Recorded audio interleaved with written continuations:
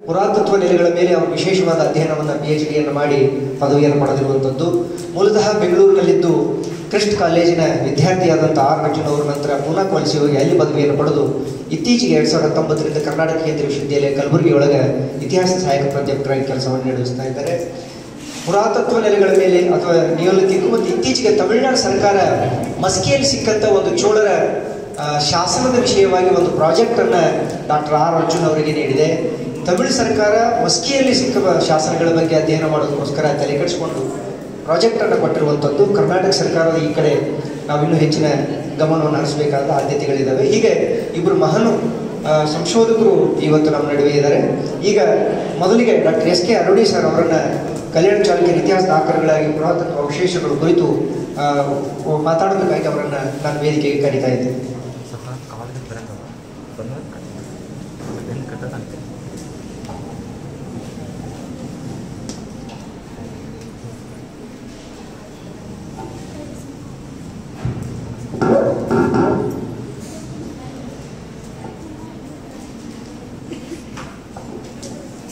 ಎಲ್ಲರಿಗೂ ನಮಸ್ಕಾರಗಳು.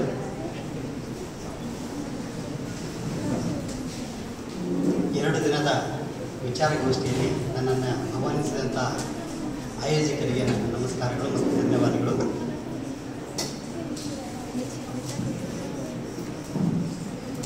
ಈ ಸೆಮಿನಾರ್ನ ಮುಖ್ಯವಾಗಿ ಈ ಕಾಲೇಜಿನ ಪ್ರಾಂಶುಪಾಲರಿಗೆ ಹಾಗೂ ಕನ್ನಡ ವಿಭಾಗದ ಮುಖ್ಯಸ್ಥರಿಗೂ ಹಾಗೂ ಮತ್ತು ಪತ್ರಗಾರ ಇಲಾಖೆಯ ಅಧಿಕಾರಿಗಳಿಗೂ ನನ್ನ ಧನ್ಯವಾದಗಳು. ಹಾಗೆ ಭಂಡಾರ ಪ್ರಕಾಶನ ಪ್ರಶ್ನ ಕೊಡಗುಂಟಿಯವರಿಗೂ ಹಾಗೂ ವಿಶೇಷವಾಗಿ ಬಸವರಾಜ್ ಕೊಡಗುಂಟಿಯವರಿಗೆ ನನ್ನ ಧನ್ಯವಾದಗಳನ್ನು ಅರ್ಪಿಸ್ತೀನಿ. ನೆಕ್ಸ್ಟ್ ಸ್ನೇಹಿತರೆ, ನನ್ನ ಇವತ್ತಿನ ಸಂಶೋಧನಾ ಪ್ರಬಂಧದ ಮುಖ್ಯ ಶೀರ್ಷಿಕೆ ಅಂದರೆ ಕಲ್ಯಾಣ ಚಾಲುಕ್ಯರ ಇತಿಹಾಸದ ಆಕೃತಿಗಳಾಗಿ ಪುರಾತತ್ವ ಅವಶೇಷಗಳು. ಮುಖ್ಯವಾಗಿ ಏನು ಹೇಳಬೇಕಂದ್ರೆ, ಹೇಗೆ ಒಂದು ಚರಿತ್ರೆಯನ್ನು ಕಟ್ಟಬೇಕು ಅಂತ ಅನ್ನೋದನ್ನು, ಆ ಚರಿತ್ರೆಗೆ ಪೂರಕವಾದಂಥ ಅವಶೇಷಗಳಿರುವುದು ಅಥವಾ ಆಕರಗಳಂತ ಕರಿತೀವಲ್ಲ, ಈ ಒಂದು ಏನಾದರೂ ಚರಿತ್ರೆ ಬರೀಬೇಕಾದ್ರೆ, ನಮ್ಮ ಇತಿಹಾಸ ನಾವು ಬರೀಬೇಕಂತಂದರೆ ನಮ್ಮ ದಾಖಲೆ ಎಷ್ಟು ಶಾಲೆ ಓದಿದಾನಂದರೆ ಶಾಲೆಯ ದಾಖಲೆಗಳನ್ನು ನಾವು ತಗೊಂಡು ಯಾವ ಇಸ್ವಿಯಲ್ಲಿ ಅವನು ಓದಿದ್ದಾನೆ ಅಥವಾ ಯಾವ ಸಂಸ್ಥೆಯಲ್ಲಿ ಓದಿದ್ದಾನೆ, ಯಾವ ಕಾಲೇಜನ್ನು ಓದಿದ್ದಾನೆ ಅಂತ ನಾವು ಮಾಡಬೇಕಾದ್ರೆ ಅವನ್ನೆಲ್ಲ ನಾವು ದಾಖಲೆ ಸರ್ಟಿಫಿಕೇಟ್ಗಳನ್ನು ಇಟ್ಟುಕೊಂಡು ನಾವು ಒಂದು ಚರಿತ್ರೆಯನ್ನು ನಾವು ಕಟ್ಟಬಹುದು. ಅದೇ ರೀತಿಯಾಗಿ ಒಂದು ಇಡೀ ಅಧ್ಯಯನಗಳ ಬಗ್ಗೆ, ಮುಖ್ಯವಾಗಿ ಕಲ್ಯಾಣ ಚಾಲುಕ್ಯರ ಬಗ್ಗೆ ನಾವು ಅಧ್ಯಯನಗಳನ್ನು ಮಾಡಬೇಕಾದ್ರೆ ಮೂಲ ಆಕರಗಳನ್ನು ನಾವು ಹುಡುಕಬೇಕಾಗ್ತದೆ. ಈಗಾಗಲೇ ಹಿರಿಯರಾದಂಥ ನಾಗಯ್ಯನವರು ಅನೇಕ ಶಾಸನಗಳನ್ನು ತಮ್ಮ ಮುಂದೆ ಕೋಟ್ ಮಾಡಿದರು. ಆ ಶಾಸನಗಳಲ್ಲಿ ಯಾವ ರೀತಿಯಾಗಿ ದಾಖಲೆಯಾಗಿದೆ, ಸೋಮೇಶ್ವರನ ಬಗ್ಗೆ, ವಿಕ್ರಮಾಂಕದ ಬಗ್ಗೆ ಅನೇಕ ವಿಷಯಗಳನ್ನು ಶಾಸನಗಳಲ್ಲಿ ದಾಖಲೆಯಾಗಿದ್ದನ್ನು ನಾವು ಅವರ ಇದರಲ್ಲಿ ಕಂಡಿದ್ದೀವಿ. ಅದೇ ರೀತಿಯಾಗಿ ಇಡೀ ಒಂದು ಮನೆತನದ ಇತಿಹಾಸವನ್ನು ಒಂದು ಅಧ್ಯಯನಗಳನ್ನು ಮಾಡಬೇಕಾದ್ರೆ ನಮಗೆ ಆಕರಗಳನ್ನು ನಾವು ಬಳಸ್ತೀವಿ. ಅದರಲ್ಲಿ ಶಾಸನಗಳನ್ನು, ಪ್ರಾಚೀನ ಭಾರತಕ್ಕೆ ಹೋದರೆ ಶಾಸನಗಳನ್ನು ನಾವು ಬಳಸ್ತೀವಿ. ಆದರೆ ಮಧ್ಯಕಾಲೀನ ಬರೋಷ್ಟರೊಳಗೆ ನಮಗೆ ಸಾಹಿತ್ಯ ದೊಡ್ಡ ಮಟ್ಟದಲ್ಲಿ ಸಹಾಯ ಮಾಡುತ್ತೆ. ನೀವು ಆಧುನಿಕಕ್ಕೆ ಬಂದಾಗೆ ನಿಮಗೆ ದಾಖಲೆಗಳು, ಈಗ ಪತ್ರಗಾರ ಇಲಾಖೆಯಲ್ಲಿರುವಂಥ ಐತಿಹಾಸಿಕವಾದಂಥ ದಾಖಲೆಗಳಿರ್ಬೋದು. ಫಾರ್ ಎಕ್ಸಾಂಪಲ್, ನಿಮಗೆ ಮೈಸೂರು ಅರಸರ ಬಗ್ಗೆ ಅಧ್ಯಯನ ಮಾಡಬೇಕಂದ್ರೆ, ನಿಜಾಮನ ಬಗ್ಗೆ ಅಧ್ಯಯನ ಮಾಡಬೇಕಂದ್ರೆ ಆಗಿದ್ದಂಥ ಕರೆಸ್ಪಾಂಡೆನ್ಸ್ ಕರಿತ ಪತ್ರಗಳಿರ್ಬೋದು, ದಾಖಲೆಗಳಿರ್ಬೋದು, ಅಗ್ರಿಮೆಂಟ್ಗಳಿರ್ಬೋದು, ಇವುಗಳೆಲ್ಲವನ್ನು ನಾವು ಮೂಲ ಆಕರಗಳಾಗಿ ಬಳಸಿಕೊಂಡು ಆ ಕಾಲಘಟ್ಟದ ಚರಿತ್ರೆಯನ್ನು ಕಟ್ತೀವಿ. ಹೀಗೆ ಕಲ್ಯಾಣ ಚಾಲುಕ್ಯರ ಕಾಲಕ್ಕೆ ಬಂದಾಗೆ ನಾವು ಶಾಸನಗಳನ್ನು ಮುಖ್ಯವಾಗಿ ಅನೇಕ ಶಾಸನ ತಜ್ಞರು ಮತ್ತು ಇತಿಹಾಸಕಾರರು ಶಾಸನಗಳನ್ನು ಅತಿ ಹೆಚ್ಚು ಬಳಸಿಕೊಂಡು ಅಧ್ಯಯನಗಳು ಮಾಡ್ತಾರೆ. ಆದರೆ ನನ್ನ ಈ ಒಂದು ಅಧ್ಯಯನದಲ್ಲಿ ಶಾಸನಗಳ ಜೊತೆಗೆ ಇನ್ನೂ ಅನೇಕ ಅವಶೇಷಗಳಿದ್ದಾವೆ. ಅವು ಪುರಾತತ್ವ ಅವಶೇಷಗಳು ಅಂತೇಳಿ ನಾನು ಒಂದು ವಿಧದಲ್ಲಿ ಅಧ್ಯಯನ ಮಾಡೋಕ್ಕೆ ನಾನು ಪ್ರಯತ್ನ ಮಾಡಿದ್ದೀನಿ. ಅವುಗಳ ಸಂಕ್ಷಿಪ್ತ ಸ್ವರೂಪವನ್ನು ನಾನು ತಮ್ಮ ಮುಂದೆ ಹೇಳ್ತೇನೆ. ಅದಕ್ಕೂ ಮುಂಚೆ ನಮ್ಗೆ ಗೊತ್ತಿರುವ ಹಾಗೆ ಕಲ್ಯಾಣ ಚಾಲುಕ್ಯರ ಬಗ್ಗೆ ಎಷ್ಟು ಅಧ್ಯಯನಗಳಾಗಿದ್ದಾವೆ, ಏನು ಪ್ರಮಾಣದಲ್ಲಿ ಅಧ್ಯಯನಗಳಾಗಿದ್ದಾವೆ ಅಂತ ಸೂಕ್ಷ್ಮ ಒಂದು ಅವಲೋಕನವನ್ನು ನಾನು ಪ್ರಾರಂಭದಲ್ಲಿ ಮಾಡೋಣ ಅಂತ ತಮ್ಮ ಮುಂದೆ ಮಾಡಿದ್ದೀನಿ. ನಮಗೆ 17ನೇ ಶತಮಾನದಲ್ಲಿಯೇ ಫೆರಿಸ್ತಾ, ಆದಿಲ್ ಶಾಹಿ ಬಿಜಾಪುರದ ಸುಲ್ತಾನರಲ್ಲಿ ಒಬ್ಬ ಇತಿಹಾಸಕಾರ ಇದ್ದ, ಫೆರಿಸ್ತಾ ಅಂತ, ಮೊಹಮ್ಮದ್ ಫೆರಿಸ್ತಾ ಅಂತ. ಅವನು ಈ ಇಡೀ ಭಾರತದಲ್ಲಿ ಮುಸ್ಲಿಮರ ಅರಸರ ಚರಿತ್ರೆಯನ್ನು ಬರೆಯೋದಕ್ಕೆ ಅವನು ಹೊರಟಿದ್ದ.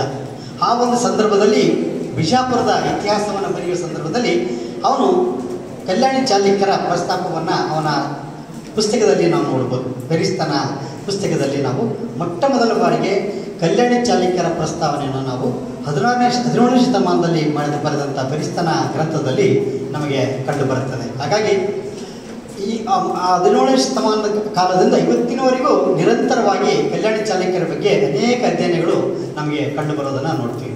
ನಂತರ ಮುಂದುವರೆದು ಮೆಕೆಂಜಿ, ಕರ್ನಲ್ ಮೆಕೆಂಜಿ ಅಂತ ಬ್ರಿಟಿಷರ ಅಧಿಕಾರಿ ಅವನು ಇಡೀ ಅನೇಕ ಮುಖ್ಯವಾಗಿ ಹೈದರಾಬಾದ್ ಕರ್ನಾಟಕದಲ್ಲಿ ಶಾಸನಗಳನ್ನು ಸಂಗ್ರಹ ಮಾಡಿದಂಥ ಪ್ರಪ್ರಥಮವಾದಂಥ ವ್ಯಕ್ತಿ. ಕನ್ನಡ ಶಾಸನಗಳನ್ನು ಇವನು ಬ್ರಿಟಿಷ್ ಅಧಿಕಾರಿ ನಿಜಾಮನ ಆಧೀನದಲ್ಲಿ ಬಂದಾಗ ಅವನ ಪ್ರದೇಶಗಳಲ್ಲಿ ಸರ್ವೆಗಳನ್ನು ಮಾಡಿಕೊಂಡಿದ್ದಾನೆ. ಗುಲ್ಬರ್ಗದಲ್ಲಿ ವಿಸಿಟ್ ಮಾಡಿರ್ತಾನೆ, ಗುಲ್ಬರ್ಗದ ಮ್ಯಾಪ್ ಕೂಡ ಮಾಡಿದ್ದಾನೆ. ಆಳಂದ ಬಗ್ಗೆ ಸೂಫಿ ಸಂತನ ಸಮಾಜ ದರ್ಗಕ್ಕೆ ಹೋಗಿದ್ದ ಬಗ್ಗೆ ದಾಖಲಿದೆ. ಅನೇಕ ಕೋಟೆಗಳನ್ನು ಅವನು ಸರ್ವೆಗಳನ್ನು ಮಾಡಿದ ಬಗ್ಗೆ ಇವತ್ತು ಕೂಡ ಬ್ರಿಟಿಷ್ ಲೈಬ್ರರಿಯಲ್ಲಿ ಅವನ ಸಂಗ್ರಹಗಳಿದ್ದಾವೆ. ಆ ಸಂಗ್ರಹಗಳಲ್ಲಿ ಕನ್ನಡದಲ್ಲಿ ಮುಖ್ಯವಾಗಿ ಚಾಲುಕ್ಯರ ಇತಿಹಾಸದ ಕುರಿತಂತೆ ಮೊಟ್ಟ ಮೊದಲ ಬಾರಿಗೆ ಶಾಸನಗಳನ್ನು ಸಂಗ್ರಹಿಸಿದ ಕೀರ್ತಿ ಮೆಕೆಂಜಿಗೆ ಸಲ್ಲುತ್ತೆ. ಇವರು ಸಂಗ್ರಹ ಮಾಡಿದಂಥ ಶಾಸನಗಳನ್ನು ಆಧರಿಸಿ ಬಿ ಶಿವಾನಂದ್ ಅವರು ಮಾಡಿದಂಥ ಹೈದರಾಬಾದ್ ಕರ್ನಾಟಕದ ಶಾಸನ ಸಂಪುಟಗಳಿರ್ಬೋದು, ಅಥವಾ ಹನುಮಕ್ಷಿ ಹೋಗಿಯವರು ಮಾಡಿದಂಥ ಗುಲ್ಬರ್ಗ ಜಿಲ್ಲೆಯ ಶಾಸನ ಸಂಪುಟಗಳಿರ್ಬೋದು, ಈ ರೀತಿಯಾಗಿ ಅನೇಕ ವಿದ್ವಾಂಸರುಗಳನ್ನು ಬಳಸಿಕೊಂಡು ಅಧ್ಯಯನ ಮಾಡಿದ್ದಾರೆ. Mackenzie is the second. ನನಗನ್ನಿಸಿದ ಮಟ್ಟಿಗೆ ಸಾಕಷ್ಟು ಪ್ರಮಾಣದಲ್ಲಿ ನಮಗೆ ಮೆಕೆಂಜಿಯ ಕಲೆಕ್ಷನ್ಗಳಲ್ಲಿ ಚಾಲುಕ್ಯರ ಬಗ್ಗೆ ನಮಗೆ ಮಾಹಿತಿಗಳನ್ನು ಕಲೆ ಹಾಕಿದ್ದನ್ನು ನೋಡ್ತೀವಿ. ವಿಲ್ಕ್ಸ್ ಬರೆದಂಥ ಭಾಳ ಫೇಮಸ್ ಆದಂಥ ಮೈಸೂರು ಇತಿಹಾಸದ ಬಗ್ಗೆ ಬರೆದಂಥ 1800ರಲ್ಲಿ ಬರೆದಂಥ ವಿಲ್ಕ್ಸ್ನ ಪುಸ್ತಕದಲ್ಲಿ ಕೂಡ ಕಲ್ಯಾಣಿ ಚಾಲುಕ್ಯರ ವಿಷಯಗಳನ್ನು ಪ್ರಸ್ತಾಪ ಮಾಡಿದ್ದನ್ನು ನಾವು ನೋಡ್ತೀವಿ. ಹಾಗೆ 1830ರಲ್ಲಿ ದಶಕರು ವಾಲ್ಟರ್ ಈಲಿಯಟ್ ಅಂತೇಳಿ ಮೊಟ್ಟ ಮೊದಲ ಬಾರಿಗೆ ಈ ಬಳ್ಳಿಗಾವಿ, ಹರಿಹರ ಈ ಪ್ರದೇಶಗಳಲ್ಲಿದ್ದಂಥ ಕಲ್ಯಾಣಿ ಚಾಲುಕ್ಯರ ಶಾಸನಗಳನ್ನು, ಕನ್ನಡ ಶಾಸನಗಳನ್ನು ಓದಿ ಅವುಗಳನ್ನು ಟ್ರಾನ್ಸ್ಲೇಷನ್ ಮಾಡಿದ್ದು ಕೂಡ ನಾವು ಈ ಒಂದು ಪ್ರಮಾಣದಲ್ಲಿ ನಾವು ನೋಡ್ಬೋದು. ಹಾಗಾಗಿ ಚಾಲುಕ್ಯರ ಬಗ್ಗೆ ಶಾಸನಗಳನ್ನು ಆಸಕ್ತಿ ಮೂಡಿಸಿಕೊಂಡು ಅಧ್ಯಯನಗಳು ಮಾಡಿದ್ದು ವಾಲ್ಟರ್ ಈಲಿಯಟ್. ಇವನು ಬಾಂಬೆ ಬ್ರಿಟಿಷರ ಬಾಂಬೆ ಪ್ರೆಸಿಡೆನ್ಸಿಯಲ್ಲಿ ಅಧಿಕಾರಿಯಾಗಿದ್ದ. ಅವನಿಗೆ ಕನ್ನಡ ಮತ್ತು ಸಂಸ್ಕೃತ ಬಲ್ಲವನಾಗಿದ್ದ. ಇವನು ಆ ಕಾಲದಲ್ಲಿ ಶಾಸನಗಳನ್ನು ಓದುವ ಪ್ರಯತ್ನ ಮಾಡಿ ಕನ್ನಡ ಶಾಸನಗಳನ್ನು ಮೊಟ್ಟ ಮೊದಲ ಬಾರಿಗೆ 1830ರಲ್ಲಿ ಪ್ರಕಟ ಮಾಡ್ತಾನೆ. ಅವುಗಳನ್ನು ನಾವು ಇವತ್ತು ಕೂಡ ನೋಡ್ಬೋದು ಅವುಗಳಿಗೆ. ಹಾಗೆ ಫ್ಲೀಟ್ ಅವರು ಮಾಡಿದಂಥ, ತಮ್ಮೆಲ್ಲರೂ ಗೊತ್ತಿದ್ದ ಹಾಗೆ ಚಾಲುಕ್ಯರನ್ನು ಇವತ್ತು ನಾವು ಇಷ್ಟು ಪ್ರಮಾಣದಲ್ಲಿ ನಾವು ನೋಡೋಕ್ಕೆ ಸಾಧ್ಯ ಆಗುತ್ತಂದರೆ ಫ್ಲೀಟ್ ಮಾಡಿದಂಥ ಶಾಸನಗಳ ಅಧ್ಯಯನಗಳೇ ಕಾರಣ. ಬರ್ಜಸ್ ಇರ್ಬೋದು, ಫ್ಲೀಟ್ ಇರ್ಬೋದು, ಇವರೆಲ್ಲರೂ ಈ ಚಾಲುಕ್ಯರವನ್ನು ನಮಗೆ ಇವತ್ತು ಕಟ್ಟಿಕೊಟ್ಟಂಥ ಚಾಲುಕ್ಯರ ಇತಿಹಾಸಕ್ಕೆ ಫ್ಲೀಟ್ ಕೊಟ್ಟಂಥ ದಾಖಲೆಗಳೇ ಭಾಳ ಅತ್ಯಂತ ಗಂಭೀರವಾದಂಥ ದಾಖಲೆಗಳಾಗಿ ಅಥವಾ ಅಧ್ಯಯನಗಳಾಗಿ ಕಂಡು ಬರ್ತವೆ. ಫ್ಲೀಟು, ಬರ್ಜಸ್ಸು ಇವರು ಮಾಡಿದಂಥ ಶಾಸನಗಳ ಅಧ್ಯಯನ ಅತ್ಯಂತ ಭಾಳ ಮಹತ್ವದ ಅಧ್ಯಯನಗಳಾಗಿದೆ ಅಂತ ನನಗನ್ಸುತ್ತೆ. ತಮ್ಗೆ ಗೊತ್ತಿದ್ದಾಗೆ ಫ್ಲೀಟ್ ಬರೆದಂಥ dynastic history of the dynasties of the Kanarese districts ಅಂತ ಕನ್ನಡ ಭಾಷೆ ಮಾತಾಡುವಂಥ ಧಾರವಾಡ ಆ ಭಾಗದಲ್ಲಿ ಕೆನರಿ ಡಿಸ್ಟ್ರಿಕ್ಟ್ಸ್ಗಳ ಒಂದು ಅಧ್ಯಯನಗಳನ್ನು ಮಾಡಿದಂಥ ಡೈನೆಸ್ಟಿಗಳಲ್ಲಿ ಚಾಲುಕ್ಯರು ಪ್ರಮುಖವಾಗಿ ಹೆಚ್ಚು ಪ್ರೋತ್ಸಾಹವಾಗಿದ್ದನ್ನು ನೋಡ್ಬೋದು. ಹೀಗೆ ಆರ್ ಜಿ ಭಂಡಾರ್ಕರ್ ಮಾಡಿದಂಥ the early history of Deccan ಇತಿಹಾಸದ ಬಗ್ಗೆ ಮಾಡಿದಂಥ 1885ರ ಕೃತಿಯಲ್ಲಿ ಚಾಲುಕ್ಯರ ಯಾದವರ ಬಗ್ಗೆ ಅನೇಕ ಡೈನೆಸ್ಟಿಗಳ ಬಗ್ಗೆ ಮಾತಾಡ್ತಾರೆ. ಅದರಂತೆ ಚಾಲುಕ್ಯರ ಬಗ್ಗೆ ಒಂದು ಅಧ್ಯಾಯವನ್ನು ಭಂಡಾರ್ಕರ್ ಅವರು ಮಾಡಿದ್ದನ್ನು ನಾವು ನೋಡ್ಬೋದು. BL ರೈಸ್, ನರಸಿಂಹಾಚಾರ್ ಎಲ್ಲರೂ ತಮ್ಗೆ ಗೊತ್ತಿದ್ದಾಗೆ ಮೈಸೂರು ಪ್ರಾಂತ್ಯದಲ್ಲಿ ಎಪಿಗ್ರಫಿಯ ಕರ್ನಾಟಕಗಳನ್ನು ಮಾಡಿದಂಥ BL ರೈಸ್ ಮತ್ತು ನರಸಿಂಹಾಚಾರ್, ಶೇಷಾದ್ರಿಯವರು ಅನೇಕ ಇತಿಹಾಸಕಾರರು, ಆ ಕಾಲದ ಶಾಸನ ತಜ್ಞರು ಅಲ್ಲಿಯ ಮೈಸೂರು ರಾಜ್ಯದಲ್ಲಿರುವಂಥ ಶಾಸನಗಳನ್ನು, ಮುಖ್ಯವಾಗಿ ಮಲೆನಾಡಿನ ಪ್ರದೇಶದಲ್ಲಿದ್ದಂಥ ಉತ್ತರ ಕನ್ನಡ ಜಿಲ್ಲೆ ಮತ್ತು ಆಗಿನ ಶಿವಮೊಗ್ಗ ಜಿಲ್ಲೆಯ ಅನೇಕ ಪ್ರದೇಶಗಳಲ್ಲಿ ಕಲ್ಯಾಣಿ ಚಾಲುಕ್ಯರ ಶಾಸನಗಳನ್ನು ಸಂಗ್ರಹಿಸಿ ಅಧ್ಯಯನ ಮಾಡಿದ್ದನ್ನು ನಾವು ಇಲ್ಲಿ ಗಮನಿಸಬಹುದು. ಹೀಗೆ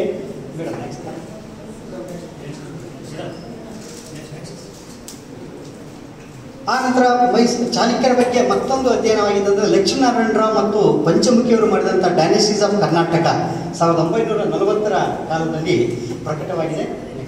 ನೆಕ್ಸ್ಟ್ ಪಂಚಮುಖಿಯವರು ಮಾಡಿದಂಥ ಈ ಒಂದು 1940ರಲ್ಲಿ ಪ್ರಕಟವಾದಂಥ ಈ ಕೃತಿ ಕೂಡ ಇದು ಕನ್ನಡ ಇತಿಹಾಸ ಸಂಶೋಧನಾ ಮಂಡಳಿಯವರು ಧಾರವಾಡದವರು ಪ್ರಕಟ ಮಾಡಿದಂಥ ಕೃತಿ. ಇಲ್ಲಿ ಕೂಡ ನಮ್ಮ ಚಾಲುಕ್ಯರ ಬಗ್ಗೆ ಒಂದು ಪ್ರಸ್ತಾವನಾ ಒಂದು ಅಧ್ಯಾಯ ಇರೋದನ್ನು ನೋಡ್ಬೋದು.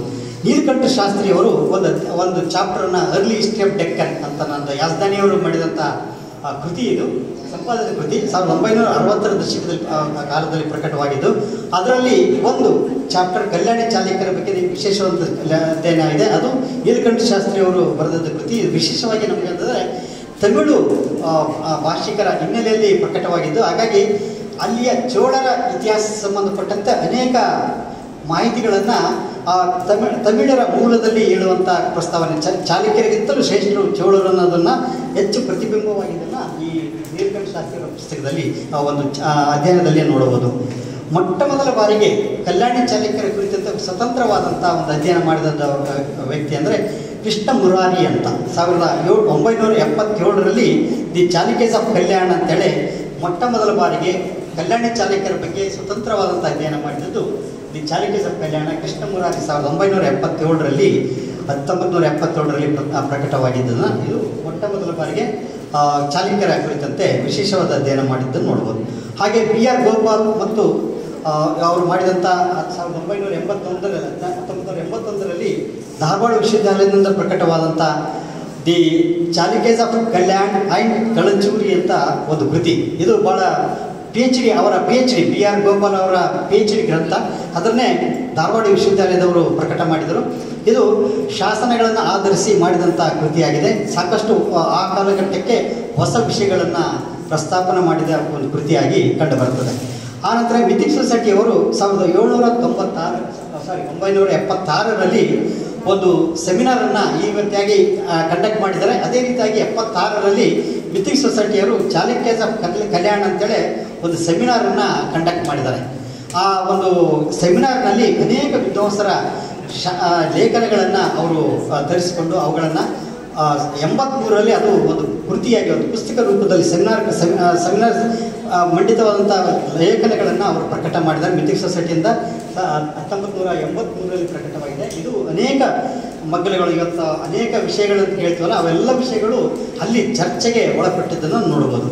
ಶಾಸನ ಸಂಗ್ರಹ ಮತ್ತು ಅವುಗಳ ಕಾರ್ಯ 1990ರಲ್ಲಿ ಹೆಚ್ಚು ಆಗಿದ್ದನ್ನು ನಾವು ನೋಡ್ತೀವಿ. ಈಗಾಗಲೇ ಹೇಳಿದಾಗೆ JM ನಾಗರಾಜ್ ಜಸ್ಟ್ ನಾವು ಈಗ ನಿಮಗೆ ಪಾಠ ಹೇಳಿದ JM ನಾಗರಾಜ್ 92ರಲ್ಲಿ ಅವರ PhDಯ ಗ್ರಂಥ 6ನೇ ವಿಕ್ರಮಾದಿತ್ಯನ ಶಾಸನ ಒಂದು ಅಧ್ಯಯನ ಪ್ರಕಟ ಆಗುತ್ತೆ. ಹಾಗೆ ಇವರದೇ ಇನ್ನೊಂದು ಪುಸ್ತಕ 2010ರಲ್ಲಿ ಮೈಸೂರು ವಿಶ್ವವಿದ್ಯಾಲಯದವರು ಪ್ರಕಟ ಮಾಡಿದಂಥ ಚಾಲುಕ್ಯರ ಕಲ್ಯಾಣ ಚಾಲುಕ್ಯರ ಶಾಸನ ಸಂಪುಟ ಭಾಗ 1 ಪ್ರಕಟವಾಗಿದೆ. ಹೀಗೆ ಶಾಸನಗಳನ್ನು ಸಮಗ್ರವಾಗಿ ಸಂಗ್ರಹ ಮತ್ತು ಅವುಗಳ ಪ್ರಕಟಣೆ ಮಾಡುವಂಥ ಕಾರ್ಯವನ್ನು 90ರ ದಶಕದಲ್ಲಿ ನಂತರ ಪ್ರಾರಂಭವಾಗಿದ್ದನ್ನು ನೋಡ್ತೀವಿ. ಅದರಂತೆ VS ಕುಲಕರ್ಣಿಯವರ PhD historical and cultural studies of religion and Basava Kalyana and surrounding ಅಂತೇಳಿ ಇದು ಕರ್ನಾಟಕ ವಿಶ್ವವಿದ್ಯಾಲಯ ಧಾರವಾಡದಿಂದ ಪ್ರಕಟವಾಗಿದೆ. ಇದು ಕೂಡ ಆ ಕಾಲದ ಶೈಕ್ಷಣಿಕ ಸಂಬಂಧಪಟ್ಟಂತೆ ಧರ್ಮಗಳ ಬಗ್ಗೆ ಬಸವ ಕಲ್ಯಾಣ ಮತ್ತು ಸುತ್ತಮುತ್ತಲಿನ ಬಗ್ಗೆ ಪ್ರಕಟವಾಗಿದ್ದನ್ನು ನೋಡ್ಬೋದು. ಧಾರವಾಡ ವಿಶ್ವವಿದ್ಯಾಲಯದ ವಿಶೇಷತೆ ಏನಂದರೆ ಕಲ್ಯಾಣಿ ಚಾಲುಕ್ಯರ ಸಂಬಂಧಪಟ್ಟಂತೆ ಅನೇಕ ಮಗ್ಗಲುಗಳನ್ನು ಅಧ್ಯಯನಗಳನ್ನು PhD ರೂಪದಲ್ಲಿ ಪ್ರಕಟ ಮಾಡಿದ್ದಾರೆ. ಶಿಕ್ಷಣಗಳ ಬಗ್ಗೆ, ಅಗ್ರಹಾರಗಳ ಬಗ್ಗೆ ಅಥವಾ ಶಾಸನಗಳ ಬಗ್ಗೆ, ಇಂಡಿವಿಜುವಲ್ ಇವರ ಅರಸರುಗಳ ಬಗ್ಗೆ PhD ಗ್ರಂಥಗಳನ್ನು ತರಲಾಗಿದೆ. ಇದಕ್ಕೆ ಕಾರಣ ಅಂದರೆ MM ಕಲಬುರ್ಗಿಯವರ ಒಂದು ಅಧ್ಯಯನಗಳ ಹಿನ್ನೆಲೆಯಲ್ಲಿ ಅವರ ಅನುಯಾಯಿಗಳು ಅನೇಕ ಶಾಸನಗಳನ್ನು ಆಧಾರಿತ ಅಧ್ಯಯನಗಳನ್ನು ಕರ್ನಾಟಕ ವಿಶ್ವವಿದ್ಯಾಲಯದಿಂದ ಪ್ರಕಟವಾಗಿದ್ದನ್ನು ನೋಡ್ಬೋದು. 82ರಲ್ಲಿ ಒಂದು ನಿಮಿಷ ಮೇಡಮ್ 82ರಲ್ಲಿ ಕಾಟ್ಕರ್ ಅವರು PhD ಮಾಡಿದ ಗ್ರಂಥ ಆರ್ಕಿಟೆಕ್ಚರ್ ಬಗ್ಗೆ art and architecture of Chalukyas of Kalyana ಅಂತ ಅನ್ನೋದು ಇದು ಕೂಡ ಒಂದು ವಾಸ್ತುಶಿಲ್ಪದ ಬಗ್ಗೆ ವಿಶೇಷವಂತ ಅಧ್ಯಯನ ಮಾಡಿದ್ದನ್ನು ನೋಡ್ತೀವಿ. ವಿಶೇಷವಾಗಿ ಇನ್ನೊಂದು ಏನು ಅಂದರೆ ವಿಶ್ವನಾಥ್ ಹಿರೇಮಠ್ ಅಂತ ಇವರು ಲೈಬ್ರರಿಯನ್, ಮೂಲತಃ ಲೈಬ್ರರಿಯನ್. 90ರಲ್ಲಿಯೇ ಅವರು PhD ಗ್ರಂಥವನ್ನು ಪ್ರಕಟ ಮಾಡಿದರು. ಅಂದರೆ ಶಾಸನಗಳಲ್ಲಿ ಕಲ್ಯಾಣಿ ಚಾಲುಕ್ಯರಿಗೆ ಸಂಬಂಧಪಟ್ಟಂಥ ಕಾಲದ ಶಾಸನಗಳಲ್ಲಿ ಧರ್ಮಗಳ ಬಗ್ಗೆ ಇರುವಂಥ ಮಾಹಿತಿಗಳನ್ನು ಒಂದು ದೊಡ್ಡ ರೂಪದಲ್ಲಿ PhD ಮಾಡಿದ್ದಾರೆ. ಅವ ಎಲ್ಲ ಶಾಸನಗಳನ್ನು ಕ್ರೋಢೀಕರಣ ಮಾಡಿ ಪಟ್ಟಿಯನ್ನು ಕೊಟ್ಟಿದ್ದಾರೆ. ಮೊಟ್ಟ ಮೊದಲ ಬಾರಿಗೆ ನಾನು ಕಂಡಾಗೆ ಒಂದು ಇಡೀ ಲಿಸ್ಟನ್ನು, ಚಾಲುಕ್ಯರ ಶಾಸನಗಳ ಲಿಸ್ಟ್ ನೋಡಬೇಕಂದ್ರೆ ವಿಶ್ವನಾಥ್ ಹಿರೇಮಠ ಪ್ರಕಟ ಮಾಡಿದಂಥ 2007ರಲ್ಲಿ ಪ್ರಕಟವಾಗಿದೆ. ಇಂಗ್ಲೀಷ್ನಲ್ಲಿ Chalukyas of Kalyan, A study of religious conditions ಅಂತ ಪುಸ್ತಕ ಆಗಮಕಲಾ ಪ್ರಕಾಶನದಿಂದ ಪ್ರಕಟವಾಗಿದೆ. ಇದರಲ್ಲಿ ಶಾಸನಗಳ ಇಡಿಯಾಗಿ ಪಟ್ಟಿಯಾಗಿ ನಮಗೆ ಒಂದು ಕಡೆ ಸಿಗುತ್ತೆ. ಸೊ ಅದರಂತೆ ವಾಸ್ತುಶಿಲ್ಪ, ನೆಕ್ಸ್ಟ್ ಚಾಲುಕ್ಯರ ಬಗ್ಗೆ ಇನ್ನೊಂದು ಹೇಳಬೇಕಂದ್ರೆ ವಾಸ್ತುಶಿಲ್ಪದ ಬಗ್ಗೆ ಅಪಾರವಾದಂಥ ಅಧ್ಯಯನಗಳಾಗಿದ್ದಾವೆ. ಮುಖ್ಯವಾಗಿ ನಾವು 1866ರಲ್ಲಿ ಬಾಂಬೆ ಪ್ರೆಸಿಡೆನ್ಸಿಯಿಂದ ಮೊಟ್ಟ ಮೊದಲ ಬಾರಿಗೆ ಈ ಫೋಟೋಗ್ರಫಿ, ಇವತ್ತು ಕ್ಯಾಮ್ರಾ ಎಲ್ಲರ ಕೈಗಿದ್ದಾವೆ, ಒಂದು ಕಾಲದಲ್ಲಿ ಕ್ಯಾಮ್ರಾ ಕೇವಲ ಸರ್ಕಾರಗಳ ಕೈಯಲ್ಲಿ ಕ್ಯಾಮ್ರಾಗಳಿರ್ತದ್ದು. ಆ ಕ್ಯಾಮ್ರಾ ಭಾರತಕ್ಕೆ ಪರಿಚಯವಾದ ನಂತರ ಮೊಟ್ಟ ಮೊದಲಿಗೆ ಕಾರ್ಯ ಆಗಿದೆ ಅಂದರೆ ಬಾಂಬೆ ಸರ್ಕಾರ 4 ಪ್ರೊಜೆಕ್ಟ್ಗಳನ್ನು ತಗೊಳ್ತಾರೆ. ಒಂದು ಬಿಜಾಪುರದ ಸ್ಮಾರಕಗಳನ್ನು ಫೋಟೋಗ್ರಫಿ ಮಾಡೋದು, ಎರಡನೇದು ಧಾರವಾಡದಿಂದ ಮೈಸೂರುವರೆಗೆ ಪ್ರಯಾಣ ಮಾಡಿ ಎಲ್ಲ ಮಾನ್ಯುಮೆಂಟ್ಗಳದ ಒಂದು ಫೋಟೋಗ್ರಫಿಯನ್ನು ಮಾಡೋದಕ್ಕೆ ಉತ್ತೇಜನ ಕೊಡ್ತಾರೆ. ಆ ಹಿನ್ನೆಲೆಯಲ್ಲಿ ಧಾರವಾಡದಿಂದ ಪ್ರಾರಂಭವಾಗಿ ಮೈಸೂರಿನವರೆಗೆ ಹರಿಹರ, ಮೈಸೂರು ಇವೆಲ್ಲ ಪ್ರದೇಶಗಳಲ್ಲಿ ಫೋಟೋಗ್ರಫಿ ಮಾಡ್ತಾರೆ. ಆ ಫೋಟೋಗಳನ್ನು ಸಂಗ್ರಹಿಸಿ ಅವುಗಳನ್ನು ಇವರಿಗೆ ಮೆಡೋಸ್ ಟೇಲರ್ ಮತ್ತು ಫರ್ಗ್ಯೂಸನ್ ಅಂತ ಇಬ್ಬರು ಸಂಶೋಧಕರಿಗೆ ಅವು ಫೋಟೋಗ್ರಫಿಯನ್ನು ಕೊಟ್ಟು ಇದಕ್ಕೆ ಒಂದು ಪಠ್ಯವನ್ನು ಬರೆದು ಕೊಡಿ ಅಂತ, ಟೆಕ್ಸ್ಟನ್ನು ಬರೆದು ಕೊಡಿ ಅಂತ ಹೇಳ್ತಾರೆ. ಅದೇ ಒಂದು ಪುಸ್ತಕ ರೂಪದಲ್ಲಿ ಪ್ರಕಟವಾಗುತ್ತೆ. 1866ರಲ್ಲಿ ಬಾಂಬೆ ಪ್ರೆಸಿಡೆನ್ಸಿ ಪ್ರಕಟವಾದಂಥ the architecture in Dharwad and Mysuru ಅಂತ ಪ್ರಕಟವಾದ ದೊಡ್ಡ ಗಾತ್ರದ ಪುಸ್ತಕ. ಇದರಲ್ಲಿ ಕಲ್ಯಾಣಿ ಚಾಲುಕ್ಯರ ಅನೇಕ ದೇವಾಲಯಗಳು, ಮುಖ್ಯವಾಗಿ ಬಂಕಾಪುರ, ಇಟಗಿ ಮತ್ತು ಲಕ್ಕುಂಡಿ, ಈ ಎಲ್ಲ ದೇವಾಲಯಗಳ ಒಂದು ಪರಿಚಯಾತ್ಮಕ ವಿಷಯಗಳನ್ನು ಅದು ಒಳಗೊಂಡಿದೆ. ಹೀಗಾಗಿ ಚಾಲುಕ್ಯರ ವಾಸ್ತುಶಿಲ್ಪದ ಬಗ್ಗೆ ಮೊಟ್ಟ ಮೊದಲ ಬಾರಿಗೆ ಅಧ್ಯಯನ ಮಾಡಿದ ಅಂತಂದರೆ ಟೇಲರ್ ಮತ್ತು ಫರ್ಗ್ಯೂಸನ್ ಅಂತ ಹೇಳ್ಬೋದು. ವಿಶೇಷ ಏನಂತಂದರೆ ಚಾಲುಕ್ಯರ ದೇವಾಲಯಗಳನ್ನು ಮೊಟ್ಟ ಮೊದಲ ಬಾರಿಗೆ ಇಡೀ ಭಾರತದಲ್ಲಿ ಇವರು ಫರ್ಗ್ಯೂಸನ್ ಕರ್ನಾಟಕದ ವಾಸ್ತುಶಿಲ್ಪವನ್ನು, ಮುಖ್ಯವಾಗಿ ದೇವಾಲಯಗಳನ್ನು ಚಾಲುಕ್ಯನ್ ಸ್ಟೈಲ್ ಅಂತೇಳಿ ಐಡೆಂಟಿಫೈ ಮಾಡಿ ಇಡೀ ವಾಸ್ತುಶಿಲ್ಪದ ಅಧ್ಯಯನಕ್ಕೆ ಒಂದು ಹೊಸ ದಾರಿಯನ್ನು ಅವರು ತೋರಿಸಿಕೊಟ್ರು. ಅಲ್ಲಿವರೆಗೆ ದ್ರಾವಿಡ, ವೈಸರ ಅಥವಾ ದ್ರಾವಿಡ ನಾಗರ ಶೈಲಿ ಅಂತ ಕರೀತಿದ್ರು. ಅದಕ್ಕೆ ಒಂದು ವಿಶೇಷ ದಕ್ಷಿಣದಲ್ಲಿ ಚಾಲುಕ್ಯ ಶೈಲಿ ಇದೆ ಅಂತೇಳಿ ಚಾಲುಕ್ಯನ್ ಸ್ಟೈಲ್ ಅಂತೇಳಿ ಐಡೆಂಟಿಫೈ ಮಾಡಿದ ಕೀರ್ತಿ ಈ ಚಾಲುಕ್ಯ ದೇವಾಲಯಗಳ ಅಧ್ಯಯನದಲ್ಲಿ ಮುಖ್ಯವಾಗಿ ಜೇಮ್ಸ್ ಫರ್ಗ್ಯೂಸನ್ಗೆ ಸಲ್ತು ಅಂತ ಹೇಳ್ಬೋದು.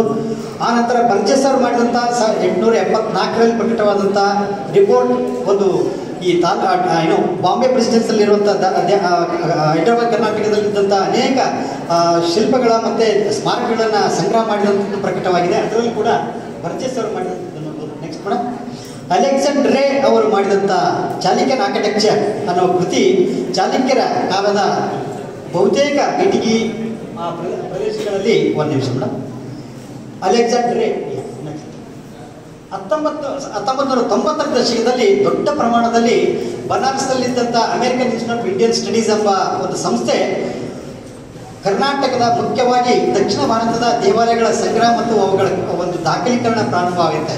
ಅದು encyclopaedia of Indian temple architecture ಇಂದ ಡಾಕಿ ಅಂತ ವಿದ್ವಾಂಸರಿಂದ ಪ್ರಾರಂಭವಾಗುತ್ತೆ.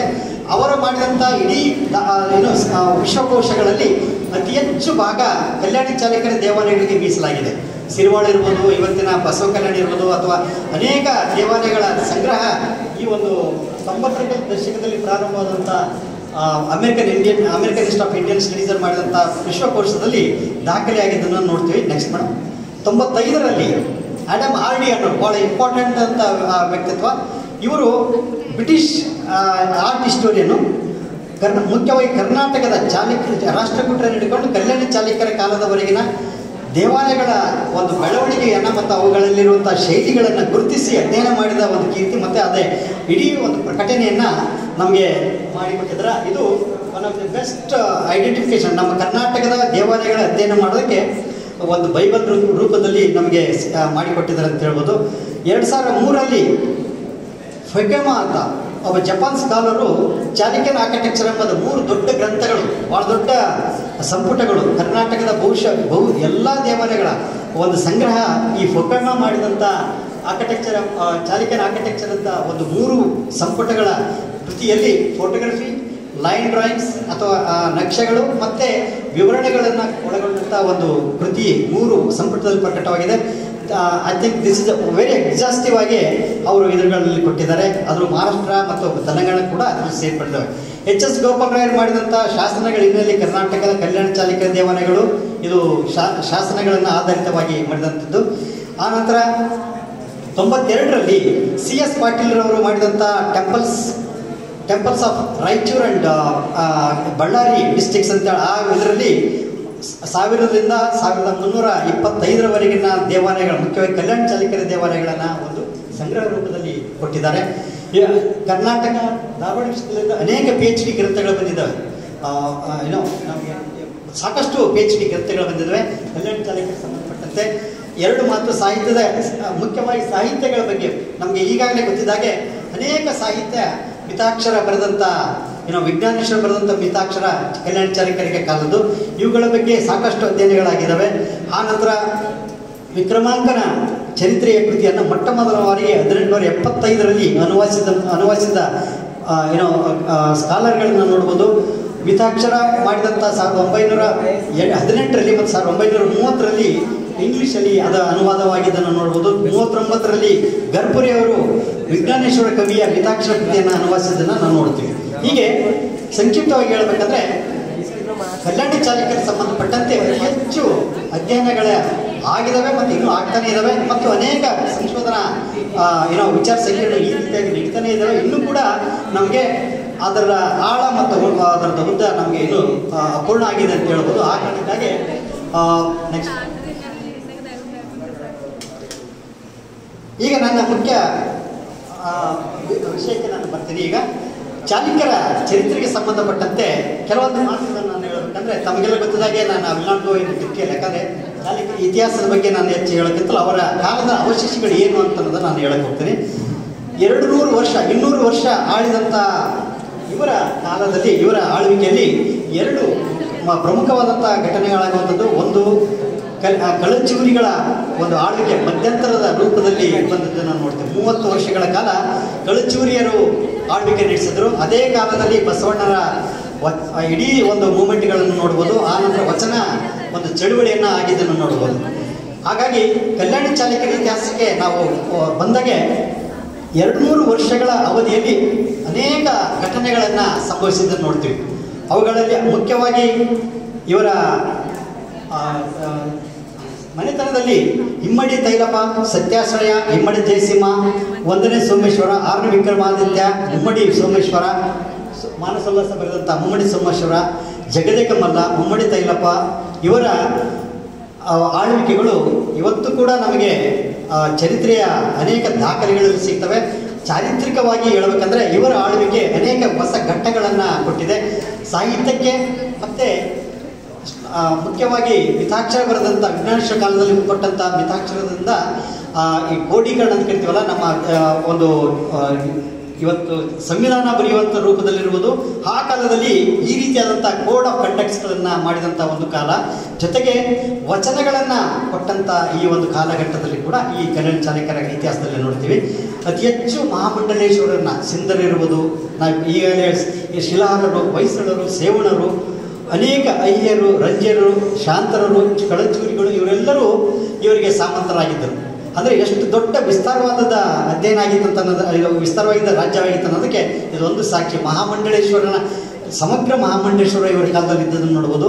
ಇನ್ನೊಂದು ವಿಶೇಷ ಏನಂದರೆ, ಇಡೀ ದಕ್ಷಿಣ ಭಾರತದ ಇತಿಹಾಸವನ್ನು ಗಮನಿಸಿದರೆ ಚಾಲುಕ್ಯರು, ಬಾದಾಮಿ ಚಾಲುಕ್ಯರಿಂದ ಪ್ರಾರಂಭವಾಗಿ ನಮಗೆ ಕಲ್ಯಾಣ ಚಾಲುಕ್ಯರ ಕಾಲದವರೆಗೆ ನಾವು ಸುಮಾರು ಎಷ್ಟು ಒಂದು 800ರಿಂದ 900 ವರ್ಷಗಳ ಕಾಲ ಚಾಲುಕ್ಯರೇ ಆಳಿದಂಥ ಪ್ರದೇಶಗಳಾಗಿತ್ತು ಅಂತ ಅನ್ನೋದು. ಅದರಲ್ಲಿ ಮಧ್ಯದಲ್ಲಿ ಕಳಚೂರಿಯರು, ರಾಷ್ಟ್ರಕೂಟರು ಬಿಟ್ಟರೆ ಇಡೀ ದಕ್ಷಿಣ ಭಾರತದ ಇತಿಹಾಸದಲ್ಲಿ ಕಲ್ಯಾಣ ಚಾಲುಕ್ಯರ ಇತಿಹಾಸ ಬಹು ವಿಸ್ತಾರವಾದಂಥ ಇತಿಹಾಸವನ್ನು ನೋಡುವುದು. ನೆಕ್ಸ್ಟ್ ಮ್ಯಾಪ್ ಬೇರೆ ಆಗಿದೆ. ಎನಿವೆ ಐ ವಾಂಟೆಡ್ ಟು ಇಲ್ಲೇನು ನಾನು ಹೇಳಬೇಕಾಗಿದೆ ಅಂದರೆ, ಹೇಗೆ ಪ್ರಮುಖವಾದಂಥ ಈ ಘಟ್ಟಗಳನ್ನು ಅಂದರೆ ಪ್ರದೇಶಗಳನ್ನು ಅಲ್ಲಿ ಚೋಳರು ಒಂದು ಕಡೆ ದಕ್ಷಿಣ ಭಾರತದಲ್ಲಿ. ನೆಕ್ಸ್ಟ್ ಒಂದು ನಿಮಿಷ ಇನ್ನೊಂದು ಓಕೆ ದಕ್ಷಿಣ ಭಾರತದಲ್ಲಿ ಉತ್ತರ ಭಾರತದಲ್ಲಿದ್ದಂಥ ಪರಮಾರರ ಜೊತೆಗೆ ದಕ್ಷಿಣ ಭಾರತದಲ್ಲಿ ಚೋಳರ ಜೊತೆಗೆ ನಿರಂತರವಾಗಿ ಯುದ್ಧಗಳನ್ನು ಮಾಡುವಂಥ ಒಂದು ಪರಿಸ್ಥಿತಿಯನ್ನು ನಾವು ಚಾಲುಕ್ಯರ ಇತಿಹಾಸದಲ್ಲಿ ನೋಡ್ತೀವಿ. ಇವರ ಚಾಲುಕ್ಯರ ಇತಿಹಾಸವನ್ನು ಇನ್ನೂ ಗಮನಿಸಬೇಕಂದ್ರೆ ಹೈದರಾಬಾದ್ ಕರ್ನಾಟಕ ಇರ್ಬೋದು, ಬಾಂಬೆ ಕರ್ನಾಟಕ, ಮೈಸೂರು, ಹಳೆ ಮೈಸೂರು ಕರ್ನಾಟಕ ಉತ್ತರ ಜಿಲ್ಲೆಗಳಿರ್ಬೋದು, ಮಲೆನಾಡು, ಮಹಾರಾಷ್ಟ್ರ, ದಕ್ಷಿಣ ಪ್ರದೇಶಗಳು, ತೆಲಂಗಾಣ, ಆಂಧ್ರದ ಪಶ್ಚಿಮ ಜಿಲ್ಲೆಗಳು, ಇಷ್ಟು ಇವರ ರಾಜ್ಯದ ವಿಸ್ತಾರವಾಗಿತ್ತು ಅನ್ನೋದನ್ನು ನೋಡ್ಬೋದು. ಅದು ಇವತ್ತಿನ ತೆಲಂಗಾಣ, ಮಹಾರಾಷ್ಟ್ರ, ಕರ್ನಾಟಕ ಒಳಗೊಂಡಂಥ ಪ್ರದೇಶವಾಗಿತ್ತು. ಆ ಕಾರಣಕ್ಕಾಗಿ ಇವರ ಇತಿಹಾಸವನ್ನು ನಮಗೆ ಸರಿಯಾಗಿ ಗ್ರಹಿಸಿಕೊಳ್ಳಕ್ಕೆ ಸಾಧ್ಯ ಆಗ್ತಿಲ್ಲ ಅನ್ನೋದಕ್ಕೆ ಇದಕ್ಕೆ ಕಾರಣ ಅಂತ ಅನ್ನೋದು. ಕಾರಣ ಅಂದರೆ ಬಹುಶಃ ಇತಿಹಾಸಕಾರರಿಗೆ, ಕರ್ನಾಟಕ ಇತಿಹಾಸಕಾರರಿಗೆ ಬೇರೆ ಪ್ರದೇಶಗಳಲ್ಲಿ ಅಥವಾ ಆ ಪ್ರದೇಶದಲ್ಲಿದ್ದಂಥ ಇತಿಹಾಸಕಾರರು ದಕ್ಷಿಣ ಕರ್ನಾಟಕದಲ್ಲಿ ಅಧ್ಯಯನಗಳಿಗೆ ಹೆಚ್ಚು ಅವಕಾಶಗಳು ಅಥವಾ ಪ್ರಯತ್ನ ಮಾಡದೇ ಇರುವುದರಿಂದ ಕಲ್ಯಾಣಿ ಚಾಲುಕ್ಯರ ಇತಿಹಾಸದ ಬಗ್ಗೆ ಇನ್ನೂ ಸಾಕಷ್ಟು ಅಧ್ಯಯನಕ್ಕೆ ಅವಕಾಶ ಇರುವುದನ್ನು ನಾವು ನೋಡ್ತೀವಿ. ಇವರ ಶಾಸನಗಳು ಮುಖ್ಯವಾಗಿ ಸಂಸ್ಕೃತ ಮತ್ತು ಕನ್ನಡದಲ್ಲಿ ಇರುವುದನ್ನು ನೋಡ್ತೀವಿ. ಸುಮಾರು ಈಗಾಗಲೇ ಹೇಳಿದಾಗೆ 2000 ಹತ್ತಿರ ಇವರ ಶಾಸನಗಳಿದಾವೆ. ಒಟ್ಟು ಇಡೀ ನೀವು ವಿಜಯನಗರದ ಇತಿಹಾಸವನ್ನು ನೋಡಿದರೆ ಇಷ್ಟೊಂದು ಶಾಸನ ಸಿಗಲಿಕ್ಕಿಲ್ಲ. ಗಂಗರ ಶಾಸನಗಳನ್ನು ಕೂಡ ಇಷ್ಟು ನಮಗೆ ಸಿಗೋಂಗಿಲ್ಲ. ಅತಿ ಹೆಚ್ಚು ಶಾಸನಗಳನ್ನು ಹಾಕಿದಂಥ ಕಾಲಘಟ್ಟ ಅಂತಂದರೆ ಕಲ್ಯಾಣಿ ಚಾಲುಕ್ಯರ ಕಾಲಘಟ್ಟ ಅಂತ ಹೇಳ್ಬೋದು. ಆ ಕಾರಣಕ್ಕಾಗಿ ಇವರ ಕಾಲದಲ್ಲಿ ಶಾಸನ ಮತ್ತು ದೇವಾಲಯಗಳು ಅತಿ ಹೆಚ್ಚು ದ್ರಾವಿಡ ಶೈಲಿಯ ದೇವಾಲಯಕ್ಕೆ ಹೆಚ್ಚು ಒತ್ತು ಕೊಟ್ಟು ಇವರ ಕಾಲದಲ್ಲಿ ಕಟ್ಟಿದಂಥ ಬಹುತೇಕ ದೇವಾಲಯಗಳು ದ್ರಾವಿಡ ಶೈಲಿಯ ದೇವಾಲಯಗಳ ನೂರಾರು, ಸುಮಾರು ಒಂದು ಈಗಾಗಲೇ ಹೇಳಿದಾಗೆ 3 ಸಂಪುಟಗಳು ಪ್ರಕಟವಾಗಿದ್ದರೂ ಕೂಡ ಇನ್ನೂ ಅಷ್ಟೇ ಪ್ರಮಾಣದಲ್ಲಿ ದೇವಾಲಯಗಳ ಸಂಗ್ರಹ ಇನ್ನು ಮಾಡಬಹುದಾಗಿದ್ದಕ್ಕೆ ಉದಾಹರಣೆಗಳನ್ನು ನೋಡ್ಬೋದು. ಎರಡನೇದು ಮುಖ್ಯವಾಗಿದ್ದಂದರೆ ಕಲ್ಯಾಣಿ ಚಾಲುಕ್ಯರ ಇತಿಹಾಸದ ಸಂಪೂರ್ಣವಾಗಿ ಗಮನಿಸಿದರೆ ಇವರ ಕಾಲದಲ್ಲಿ ಕೆರೆ ನೀರಾವರಿ ಪದ್ಧತಿಯನ್ನು ಅತಿ ಹೆಚ್ಚು ಒತ್ತು ಕೊಟ್ಟಿದ್ದನ್ನು ನೋಡ್ಬೋದು. ನೀವು ಶಾಸನಗಳಲ್ಲಿ ಕೊಟ್ಟಂಥ ದಾಖಲೆಗಳಲ್ಲಿ ಕೆರೆಗಳನ್ನು ಕಟ್ಟಿಸಿದ ಬಗ್ಗೆ ಇರುವುದು ಅಥವಾ ಕೆರೆಗಳ ಸಂರಕ್ಷಣೆಗೆ ಮಾಡಿದಂಥ ದಾನಗಳ ಊರುಗಳ ಉಂಬಡಿಯಾಗಿ ಕೊಟ್ಟಿದ್ದನ್ನು ನೋಡ್ಬೋದು. ಇವೆಲ್ಲವೂ ಏನು ತೋರಿಸಿಕೊಡುತ್ತಂದರೆ ಆ ಕಾಲಘಟ್ಟದಲ್ಲಿ ಡಿಫಾರೆಸ್ಟೇಷನ್ ಅಂತ ಕರಿತೀವಲ್ಲ, ಅಂದರೆ ಅರಣ್ಯವನ್ನು ಉಳುಮೆಗೆ ಕೃಷಿಗಾಗಿ ಮಾಡುವಂಥ ಕಾರ್ಯವನ್ನು ನಾವು ನೋಡ್ತೀವಿ. ಯಾರು ಅರಣ್ಯವನ್ನು ಕೃಷಿಗಾಗಿ ಮಾಡ್ತಾರೆ ಅಲ್ಲಿ ನಿಮಗೆ ಸರ್ಪ್ಲಸ್ ಆಗೋದು, ಅಂದರೆ ಕೃಷಿ ಅತಿ ಹೆಚ್ಚು ಕೃಷಿ ನಿಮಗೆ ಉತ್ಪಾದನೆ ಆಗೋದ್ರ ಜೊತೆಗೆ ನಿಮ್ಗೆ ಶ್ರೀಮಂತಿಕೆ ಹೆಚ್ಚಾಗ್ತಾ ಹೋಗುತ್ತೆ ಅನ್ನೋದು.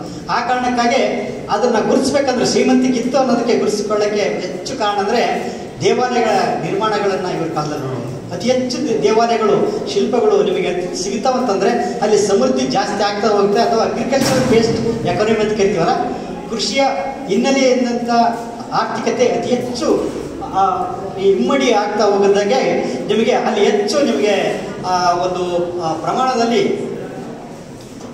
ದೇವಾಲಯಗಳ ನಿರ್ಮಾಣ ಆಗಿದ್ದನ್ನು ನಾವು ಗಮನಿಸ್ಬೋದು.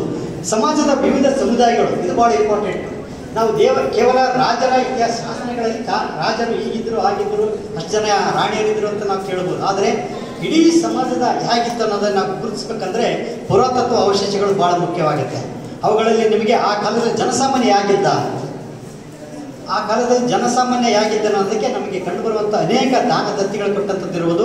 ಅಲ್ಲಿರುವಂಥ ಶಾಸನಗಳಲ್ಲಿ, ಸಾಹಿತ್ಯದಲ್ಲಿ, ಮುಖ್ಯವಾಗಿ ಪುರಾತತ್ವದ ಅವಶೇಷಗಳಲ್ಲಿ ಸಂಪೂರ್ಣವಾಗಿ ಗಮನಿಸಬಹುದು. ಆ ಕಾಲದಲ್ಲಿ ಇದ್ದಂಥ ಒಂದು ಸಮಾಜದ ಒಗ್ಗೂಡುವಿಕೆ ಇದೆಯಲ್ಲ, ಇವುಗಳಲ್ಲಿ ನೀವು ನೋಡಬಹುದು. ಕಲ್ಯಾಣಿ ಚಾಲುಕ್ಯರ ಬಹುತೇಕ ಶಾಸನಗಳ ನಾಯಕ ಅನ್ನುವ ಹೆಸರುಗಳನ್ನು, ಅನೇಕ ಸಮುದಾಯದ ಹೆಸರುಗಳನ್ನು ನಾವು ನೋಡ್ತೇವೆ. ಅಲ್ಲಿ ಮಿಲಿಟರಿ ಆರ್ಗನೈಸೇಷನ್ಗೆ ಕರಿತೀವಲ್ಲ, ಸೈನ್ಯಕ್ಕೆ ಒಳಪಟ್ಟಂಥ ಬಹುದೊಡ್ಡ ಗುಂಪು ಒಂದೊಂದಾಗಿ ಸೇರಿಕೊಳ್ಳೋದ ಕಾರಣಕ್ಕಾಗಿ ಕಲ್ಯಾಣಿ ಚಾಲುಕ್ಯರ ಕಾಲದಲ್ಲಿ ಮಿಲಿಟರಿ ಬೇಸ್ಡ್ ಸೊಸೈಟಿ ಹೆಚ್ಚಾಗಿದ್ದನ್ನು ನೋಡ್ತೀವಿ. ಅಂದರೆ ಸೈನ್ಯವನ್ನು ಕೇಂದ್ರೀಕೃತವಾದಂಥ ಒಂದು ಸಮುದಾಯ ಅಥವಾ ಸಮಾಜ ಅತಿ ಹೆಚ್ಚು ಪ್ರಮಾಣದಲ್ಲಿ ಗುರುತಿಸ್ಕೊಳ್ಳೋಕ್ಕಾಗುತ್ತೆ. ಅದೇ ಮುಂದೆ ವಿಜಯನಗರ ಕಾಲಕ್ಕೆ ಬಂದಾಗೆ ಇಡೀ ವಿಜಯನಗರದ ಇತಿಹಾಸದಲ್ಲಿ ನೋಡಿದ್ರೆ ಹೋರಾಟಗಳು ಮತ್ತು ಯುದ್ಧಗಳನ್ನು ಕಾಣ್ತೀವಿ.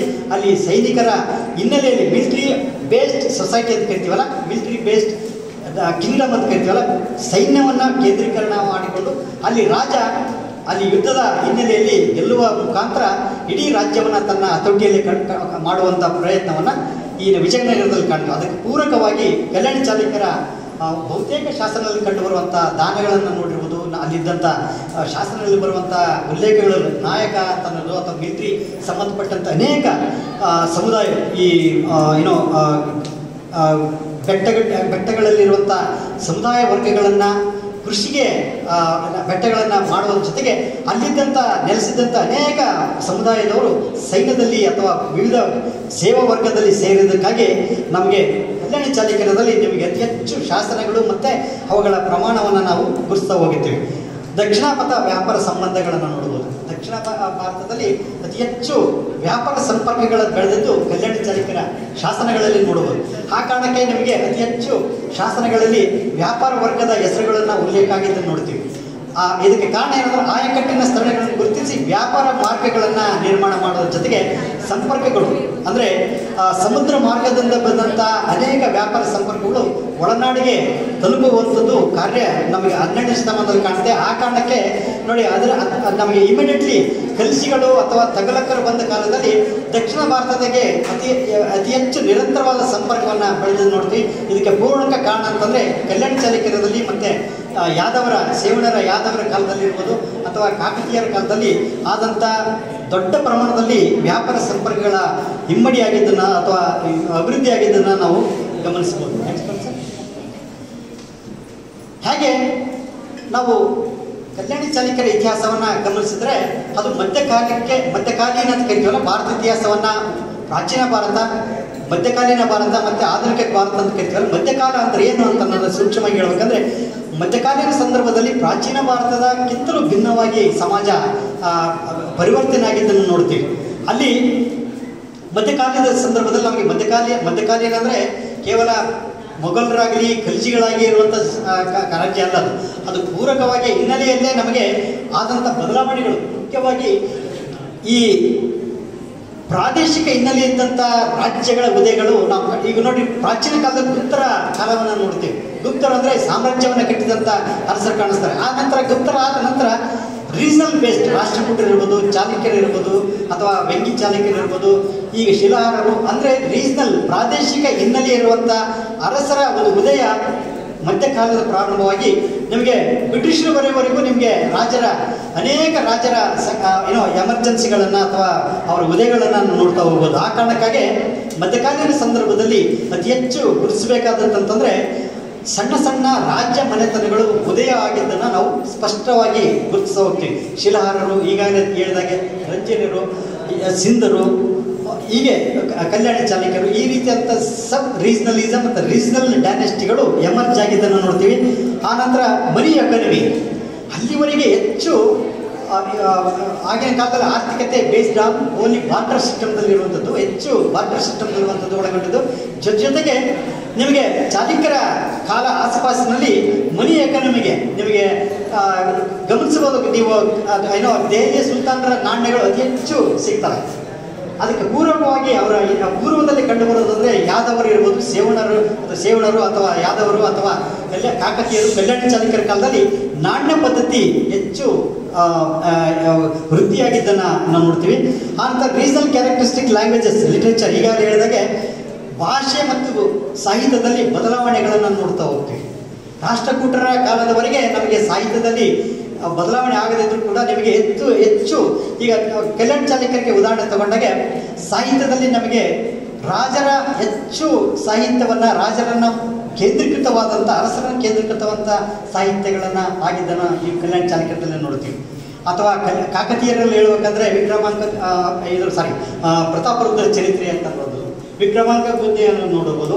ಈ ರೀತಿಯಾದಂಥ ಮಾನಸೋಲ್ಲಾಸವಾದಂಥದ್ದು, ಈ ರೀತಿ ಆದಂಥ ಸಾಹಿತ್ಯದಲ್ಲಿ ಬದಲಾವಣೆ ಆಗೋದ್ರ ಜೊತೆಗೆ ಸಬ್ ಲ್ಯಾಂಗ್ವೇಜ್ ಅಂತ ಕರಿತೀವಿ. ಅಲ್ಲಿವರೆಗೆ ಸಂಸ್ಕೃತ ಮತ್ತು ಇಡೀ ದಕ್ಷಿಣ ಭಾರತದಲ್ಲಿ ತೆಲುಗು ಕನ್ನಡ ಸಪ್ರೇಟ್ ಆಗಿರಲಿಲ್ಲ. ಕಲ್ಯಾಣಿ ಚಾಲುಕ್ಯರ ನಂತರ ತೆಲುಗು ಕನ್ನಡ ಅಂದರೆ ರೀಜನಲ್ ಲ್ಯಾಂಗ್ವೇಜಸ್ಗೆ ಹೆಚ್ಚು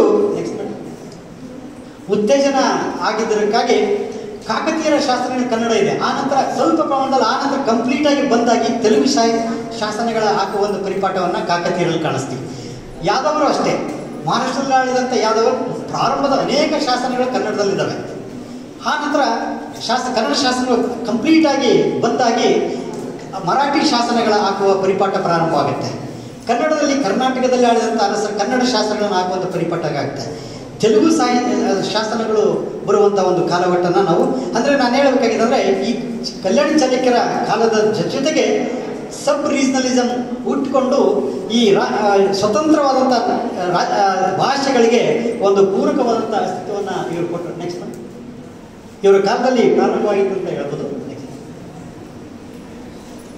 ನೆಕ್ಸ್ಟ್ ಹೇಳಿದೆ ಹೇಗೆ ಆ ಕಾಲದಲ್ಲಿ ವಿವಿಧ ಬೇಡರ್ ಇರ್ಬೋದು, ಬಿಲ್ಲವ ಇರ್ಬೋದು, ಅನೇಕ ಸಮುದಾಯದ ವರ್ಗದವರು ಈ ಸಮಾಜದ ಮುಖ್ಯವಾಗಿ ವಾಹಿನಿಗೆ ಬರುವ ಪ್ರಯತ್ನಗಳನ್ನು ನಾವು ಶಾಸನಗಳಲ್ಲಿ ಮತ್ತು ವೀರಗಲ್ಲೆಗಳಲ್ಲಿ ಸ್ಪಷ್ಟವಾಗಿ ಗುರುತಿಸ್ಬೋದು. ನೀವು ವೀರಗಲ್ಲೆಗಳ ಸಂಖ್ಯೆಗಳನ್ನು ನೋಡಿದರೆ ಈಗ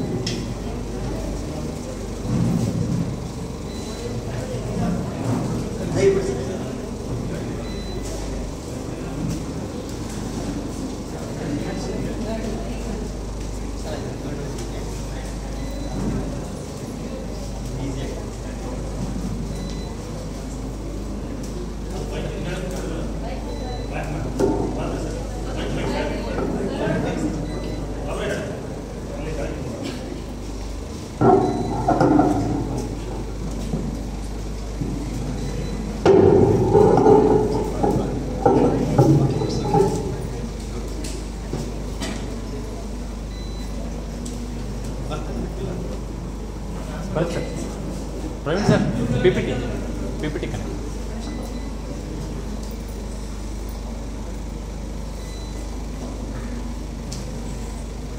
ಸರ್, ನಾ ಪಿಪಿಟಿ ಕಳಿಸಿರ್ಬೇಕಾದ್ರೆ ಸರ್ಕ್ಯುಲೇಟ್ ಅಕಸ್ಮಾತ್ ಸಿಗದೇ ಇದ್ರೆ ಸರ್ ಬರುತ್ತೆ ಸರ್ ಬಂತು. ವೀರಗಲ್ಲೆಗಳ ಬಗ್ಗೆ ನಾವು ಪುರಾತತ್ವ ಅವಶೇಷಗಳಲ್ಲಿ ಗುರುತಿಸ್ಬೇಕಂತಂದ್ರೆ ಯಾಕೆ ವೀರಗಲ್ಲೆಗಳು ಅತಿ ಹೆಚ್ಚು ಈ ಕಾಲದಲ್ಲಿ ಸಿಗ್ತವೆ ಅಂತಂದು ನಮಗೆ ವೀರಗಲ್ಲೆಗಳು ಪ್ರಾಚೀನದಲ್ಲೇ ಪ್ರಾರಂಭವಾಗಿದ್ದರೂ ಕೂಡ ಕಲ್ಯಾಣ ಚಾಲುಕ್ಯರ ಕಾಲದಲ್ಲಿ ಅತಿ ಹೆಚ್ಚು ನಂಬರ್ ವೈಸ್ ಜಾಸ್ತಿ ಆಗೋದನ್ನು ನಾವು ನೋಡ್ತೀವಿ. ಇದಕ್ಕೆ ಕಾರಣ ಅಂದರೆ ಅನೇಕ ವೀರರ ಒಂದು ತಂಡ ಅಥವಾ ಪಡೆ ಆ ಕಾಲದಲ್ಲಿ ಸಮಾಜದ ದೊಡ್ಡ ಪಡೆ ಅಥವಾ ಆ ವೀರರ ಒಂದು ಸಮುದಾಯ ಈ ಸೈನ್ಯ ವ್ಯವಸ್ಥೆಯಲ್ಲಿ ಪಾಲ್ಗೊಳ್ಳಿಕೆ ಆಗಿದ್ದನ್ನು ನಾವು ಒಂದು ಸೂಕ್ಷ್ಮ ರೀತಿಯಾಗಿ ನೋಡ್ಬೋದು.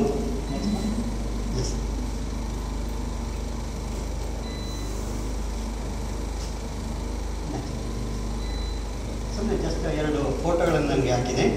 ಸೊ ಆನಂತರ ನೋಡಿ ಅತಿ ಹೆಚ್ಚು ನಮಗೆ ಪೂರಕವಾಗಿ ಇರಬೇಕಂದ್ರೆ ಹೀರೋ ಸ್ಟೋನ್ಗಳು ಅಥವಾ ವೀರಗಲ್ಲೆಗಳ ಜೊತೆಗೆ ಶಾಸನಗಳಲ್ಲಿರ್ಬೋದು ಅಥವಾ ಶಿಲ್ಪಕಲೆಯಲ್ಲಿ ಅತಿ ಹೆಚ್ಚು ಕಂಡುಬರುವಂಥ ಒಂದು ಶಿಲ್ಪಗಳೆಂದರೆ ಮಹಾಭಾರತ ಮತ್ತು ರಾಮಾಯಣಗಳನ್ನು ಹೆಚ್ಚು ಶಿಲ್ಪಗಳಲ್ಲಿ ಕಥನ ಶಿಲ್ಪಗಳಾಗಿ ಕಂಡುಬರ್ತಾವೆ. ಕಾರಣ ಏನಂದರೆ ಈ ಎರಡೂ ಕಥೆಗಳು ಒಂದು ಸಮುದಾಯವನ್ನು ಅಥವಾ ಒಂದು ಸಮಾಜವನ್ನು ನಾವು ಒಂದು ವೀರಪಡೆ ಮಾಡಬೇಕಂದ್ರೆ ಈ ಕಥೆಗಳು ಭಾಳ ಪ್ರಮುಖವಾದಂಥ ಉತ್ತೇಜನಕಾರವಂಥ ಕಥೆಗಳಾಗಿ ರೂಪುಗೊಂಡಿದ್ದಾವೆ ನಾವು ನೋಡ್ತೀವಿ. ರಾಮಾಯಣದಲ್ಲಿ ಬರುವಂಥ ಕಥೆಗಳಿರ್ಬೋದು, ರಾಮಾಯಣ ಮತ್ತು ಮಹಾಭಾರತದಲ್ಲಿ ಬರುವಂಥ ಪ್ರಸ್ತಾವನೆಗಳನ್ನು ಪದೇ ಪದೇ ಸಮಾಜಕ್ಕೆ ಹೇಳೋದ್ರ ಶಿಲ್ಪಗಳ ಮುಖಾಂತರ ಹೇಳುವಂಥ ಪರಿಪಾಠವನ್ನು ನೋಡ್ತೀವಿ. ಆನಂತರ ವೀರಭದ್ರ ಆರಾಧನೆ ಇವರ ಕಾಲದಲ್ಲಿ ಪ್ರಾರಂಭ ಆಗಿದೆ. ಅತಿ ಹೆಚ್ಚು ವೀರಭದ್ರ ದೇವಾಲಯಗಳ ವೀರಭದ್ರದ ಉದ್ದೇಶ ಏನಂದರೆ ಒಂದು ವೀರರ ಒಂದು ಸಂಕೇತವಾಗಿ ವೀರಭದ್ರನ ಆರಾಧನೆ ಪ್ರಾರಂಭ ಆಗೋದನ್ನು ನೋಡ್ತೀವಿ. ಆ ಒಂದು ಹಿನ್ನೆಲೆಯಲ್ಲಿ ಕಲ್ಯಾಣ ಚಾಲುಕ್ಯರ ಇತಿಹಾಸಕ್ಕೆ ವೀರಗಲ್ಲುಗಳು ಮತ್ತು ಅಲ್ಲಿದ್ದಂಥ ಶಿಲ್ಪಕಲೆಯನ್ನು ಕೂಡ ಗಮನಿಸಿದರೆ ಆ ಕಾಲಘಟ್ಟದಲ್ಲಿದ್ದಂಥ ಸಮಾಜದ ಬಗ್ಗೆ ನಮಗೆ ಒಂದು ಒಳ ಸುಳಿವುಗಳನ್ನು ಒಳ ವಿಚಾರಗಳನ್ನು ನಾವು ಮಾಡೋಕ್ಕೆ ಅನುಕೂಲ ಆಗ್ಬೋದು ಅಂತ.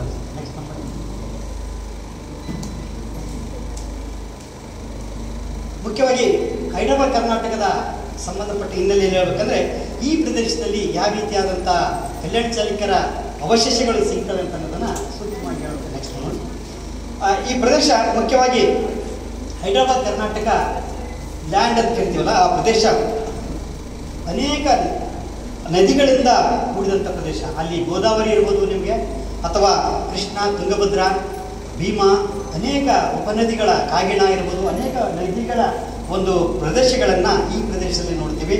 ಜೊತೆಗೆ ಅನೇಕ ನಗರಗಳು, ಪ್ರಾಚೀನ ನಗರಗಳಿರ್ಬೋದು, ಮಳಕೇಡ್ ಇರ್ಬೋದು, ಕಲ್ಯಾಣ ಇರ್ಬೋದು, ಗುಲ್ಬರ್ಗ ಇರ್ಬೋದು, ಏನೋ ಪ್ರದೇಶ ಬೀದರ್ ಇರ್ಬೋದು, ಬಸವ ಕಲ್ಯಾಣ ಇರ್ಬೋದು, ಅನೇಕ ಈ ರಾಜಧಾನಿ ಪಟ್ಟಣಗಳನ್ನು ಕರಿತೀವಲ್ಲ, ಪ್ರಾಚೀನ ರಾಜಧಾನಿ ಪಟ್ಟಣಗಳು ಈ ಪ್ರದೇಶದಲ್ಲಿ ಅತಿ ಹೆಚ್ಚಿದ್ದಾವೆ. ನೀವು ಕಂಪೇರ್ ಮಾಡಿದ್ರೆ ಬೇರೆ ಪ್ರದೇಶಕ್ಕಿಂತಲೂ ಹೆಚ್ಚು ಹೈದರಾಬಾದ್ ಕರ್ನಾಟಕದಲ್ಲಿ ಇದ್ದಂಥ ರಾಜಧಾನಿ ಪಟ್ಟಣಗಳಿಗೆ ಪೂರಕವಾಗಿ ನಮ್ಗೆ ಕಂಡು ಬರೋದಂದರೆ ಬಾಂಬೆ ಕರ್ನಾಟಕದಲ್ಲಿರ್ಬೋದು, ಅಥವಾ ಹೈದರಾಬಾದ್ ಮೈಸೂರು ಕರ್ನಾಟಕಕ್ಕಿಂತಲೂ ಹೆಚ್ಚು ಹೈದರಾಬಾದ್ ಕರ್ನಾಟಕದಲ್ಲಿ ನಮಗೆ ನಂಬರ್ ವೈಸ್ ಜಾಸ್ತಿ ಸಿಗುತ್ತದಕ್ಕೆ ಕಾರಣ ಅಂದರೆ ಅತಿ ಹೆಚ್ಚು ರಾಜ್ಯಗಳು ಇಲ್ಲಿ ಸ್ಥಾಪನೆ ಆಗಿದ್ದಕ್ಕೆ ಒಂದು ಕಾರಣ.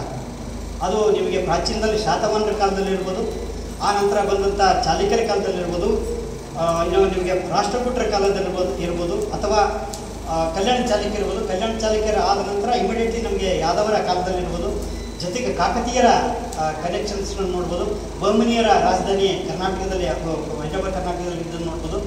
ಆನಂತರ ಹೈದರಾಬಾದ್ ಕರ್ನಾಟಕದಲ್ಲಿ ಪ್ರದೇಶದಲ್ಲಿ ಹತ್ತಿರದಲ್ಲಿ ಬಿಜಾಪುರದ ಆದಿಲ್ಶಾಹಿಗಳು ಪ್ರಾರಂಭವಾಗಿದ್ದನ್ನು ನೋಡ್ಬೋದು. ಹೀಗೆ ಕಂಟಿನ್ಯೂ ಆಗಿ ನಮಗೆ ರಾಜಧಾನಿ ಪಟ್ಟಣಗಳ ಸಂಖ್ಯೆ ಈ ಪ್ರದೇಶದಲ್ಲಿ ನಮಗೆ ಕಂಡು ಬರ್ತವೆ. ಶರಣರ ಸ್ಥಳಗಳಂತೂ ನಾವು ಗುರುತಿಸ್ತೀವಿ. ಲಿಂಗಾಯತ ಧರ್ಮವನ್ನು ಕೊಟ್ಟಂಥ ಈ ಪ್ರದೇಶ ಅಂತ ಹೇಳ್ಬೋದು. ತತ್ವಫಲಕಾರರು ಈ ಪ್ರದೇಶದಲ್ಲಿ, ಸೂಫಿಗಳ ಪ್ರದೇಶಗಳು, ವಾರಿಯರ್ ವೀರ ಪಡೆಗಳ ನಗರಗಳನ್ನಾಗಿ ಪ್ರದೇಶಗಳನ್ನಾಗಿ ಈ ಪ್ರದೇಶಗಳನ್ನು ಗುರುತಿಸ್ತೀವಿ. ಇಂಡೋ ಇಸ್ಲಾಮಿಕ್ ಹೆರಿಟೇಜನ್ನು ಮೊಟ್ಟ ಮೊದಲ ಬಾರಿಗೆ ನಾವು ಗುರುತಿಸಬೇಕಾದ ಪ್ರದೇಶಗಳಂದರೆ ಹೈದರಾಬಾದ್ ಕರ್ನಾಟಕ ಅಂತ. ನೆಕ್ಸ್ಟ್ ಒಂದು ಹೀಗೆ ಬೀದರ್ ಪ್ರದೇಶವನ್ನು ಅಂದರೆ 3 ಭಾಗಗಳನ್ನು ನಾನು ಗುರುತಿಸ್ತೀನಿ. ಒಂದು ಪ್ಲಾಟ್ಯೂ ಲ್ಯಾಂಡ್ ಅಂತ ಕರಿತೀವಲ್ಲ, ಆ ಪ್ಲಾಟ್ಯೂ ಲ್ಯಾಂಡನ್ನು ಇದು ಬೀದರ್ ಪ್ರದೇಶದ ವಾತಾವರಣ ಹೇಗಿರುತ್ತೆ ಅನ್ನೋದಕ್ಕೆ ಒಂದು ತೋರಿಸುವಂಥದ್ದು. ನೆಕ್ಸ್ಟ್ ಇದು ಕಲಬುರಗಿಯ ಪ್ರದೇಶದ ಸೀಮೆ. ಇಲ್ಲಿ ನಿಮಗೆ ಚಿಕ್ಕ ಚಿಕ್ಕ ಬೆಟ್ಟಗಳ ದಿಮ್ಮೆಗಳಿಂದ ಕೂಡಿದಂಥ ಒಂದು ಪ್ರದೇಶ. ನೆಕ್ಸ್ಟ್ ನಂತರ ಯಾದಗಿರಿ ಜಿಲ್ಲೆಗೆ ಬಂದಾಗೆ ನಿಮಗೆ ಈ ರೀತಿಯಂಥ ನದಿಗಳ ಇರುವಂಥ ಬೆಟ್ಟ ಮತ್ತು ಮಧ್ಯದಲ್ಲಿ ನದಿಗಳಿರುವಂಥ ಕಾಡು ಮತ್ತು ಬೆಟ್ಟಗಳು ಇರುವಂಥ ಪ್ರದೇಶವನ್ನು ನೋಡ್ತೀವಿ. ನೆಕ್ಸ್ಟ್ ರಾಯಚೂರು ಭಾಗಕ್ಕೆ ಬಂದಾಗೆ ನಿಮಗೆ ಲ್ಯಾಂಡ್ಸ್ಕೇಪೇ ಚೇಂಜ್ ಆಗುತ್ತೆ. ಅಲ್ಲಿ ಗದ್ದೆಗಳಿಂದ ಬೆಟ್ಟಗಳ ಮಧ್ಯದಲ್ಲಿ ಕಣಿವೆಗಳಲ್ಲಿ ನಿಮಗೆ ಕಂಡುಬರುವುದು ಈ ರೀತಿಯಾದಂಥ ಅಗ್ರಿಕಲ್ಚರಲ್ ಬೇಸ್ಡ್ ಇರುವಂಥ ಎಕನಮಿ ಇರುವಂಥದ್ದನ್ನು ನಾವು ನೋಡ್ತೀವಿ. ಹೀಗೆ 4 ಭಿನ್ನವಾದಂಥ ಲ್ಯಾಂಡ್ಸ್ಕೇಪ್ಗಳನ್ನು ಪ್ರದೇಶದಲ್ಲಿ ನೋಡ್ತೀವಿ. ಪೂರಕವಾಗಿ ಹೇಳ್ಬೇಕಂದ್ರೆ ನಮಗೆ ಐತಿಹಾಸಿಕ ಹೈದರಾಬಾದ್ ಕರ್ನಾಟಕದಲ್ಲಿ ಮುಖ್ಯವಾಗಿ ಐತಿಹಾಸಿಕ ಸ್ಥಳಗಳ ನಗರಗಳಾಗಿ ನಾವು ಕಂಡು ಅತಿ ಪುರಾತನ ನಗರ ಅಂತಂದರೆ ಇಡೀ ಕರ್ನಾಟಕದಲ್ಲಿ ಪುರಾತನ ನಗರ ಅಂದರೆ ಸನ್ನತಿ ಅಂತ ಗುರುತಿಸ್ಬೋದು. ಸನ್ನತಿ, ಬನವಾಸಿ, ಶಿರ್ಸಿ ಹತ್ತಿರ ಇರುವಂಥ ಬನವಾಸಿ ಕರ್ನಾಟಕದ ಅತಿ ಪುರಾತನ ನಗರವಾಗಿ ಸನ್ನತಿಯನ್ನು ನಾವು ಗುರುತಿಸ್ಬೋದು. ಅದು ಭೀಮಾ ನದಿಯ ದಂಡೆ ಮೇಲೆ ಇರುವಂಥದ್ದು. ಅಶೋಕನ ಶಾಸನವನ್ನು ಇರುವಂಥ ಪ್ರದೇಶ ತಮ್ಮೆಲ್ಲ ಗೊತ್ತಿದ್ದಾಗೆ ಇಲ್ಲಿ ಅಶೋಕ ನೆಲೆಸಿದ್ದ ಅಂತ ಅನ್ನೋದಕ್ಕೆ ಒಂದು ಕೊಟ್ಟಿದ್ದಾರೆ. ಜೊತೆಗೆ ಅಶೋಕನ ಉಲ್ಲೇಖ ಮಾಡುವಂಥ ಸುವರ್ಣಗಿರಿ ಅಂತ ಕರಿತೀವಲ್ಲ, ಒಂದು ರಾಜಧಾನಿಯ ಪ್ರಾಂತ್ಯದ ರಾಜಧಾನಿಯಾಗಿ ಸುವರ್ಣಗಿರಿ ಅನ್ನೋದು ಈ ಸನ್ನತಿ ಆಗಿತ್ತು ಅನ್ನೋದು ವಿದ್ವಾಂಸರ ಸಂಶೋಧನೆಗಳಿಂದ ತಿಳಿದು ಬರ್ತದೆ. ಇದು ಸನ್ನತಿಯ ಭೀಮಾ ನದಿ ದಂಡೆ ಮೇಲಿರುವಂಥ ಕೋಟೆ, ಅತಿ ಪುರಾತನ ಕೋಟೆ ಕರ್ನಾಟಕದಲ್ಲಿ ಅಂದರೆ ಸನ್ನತಿ, ಕರ್ನಾಟಕದಲ್ಲಿ ಮುಖ್ಯವಾಗಿ. ನೆಕ್ಸ್ಟ್ ಅಶೋಕನ ಶಾಸನ ಇದು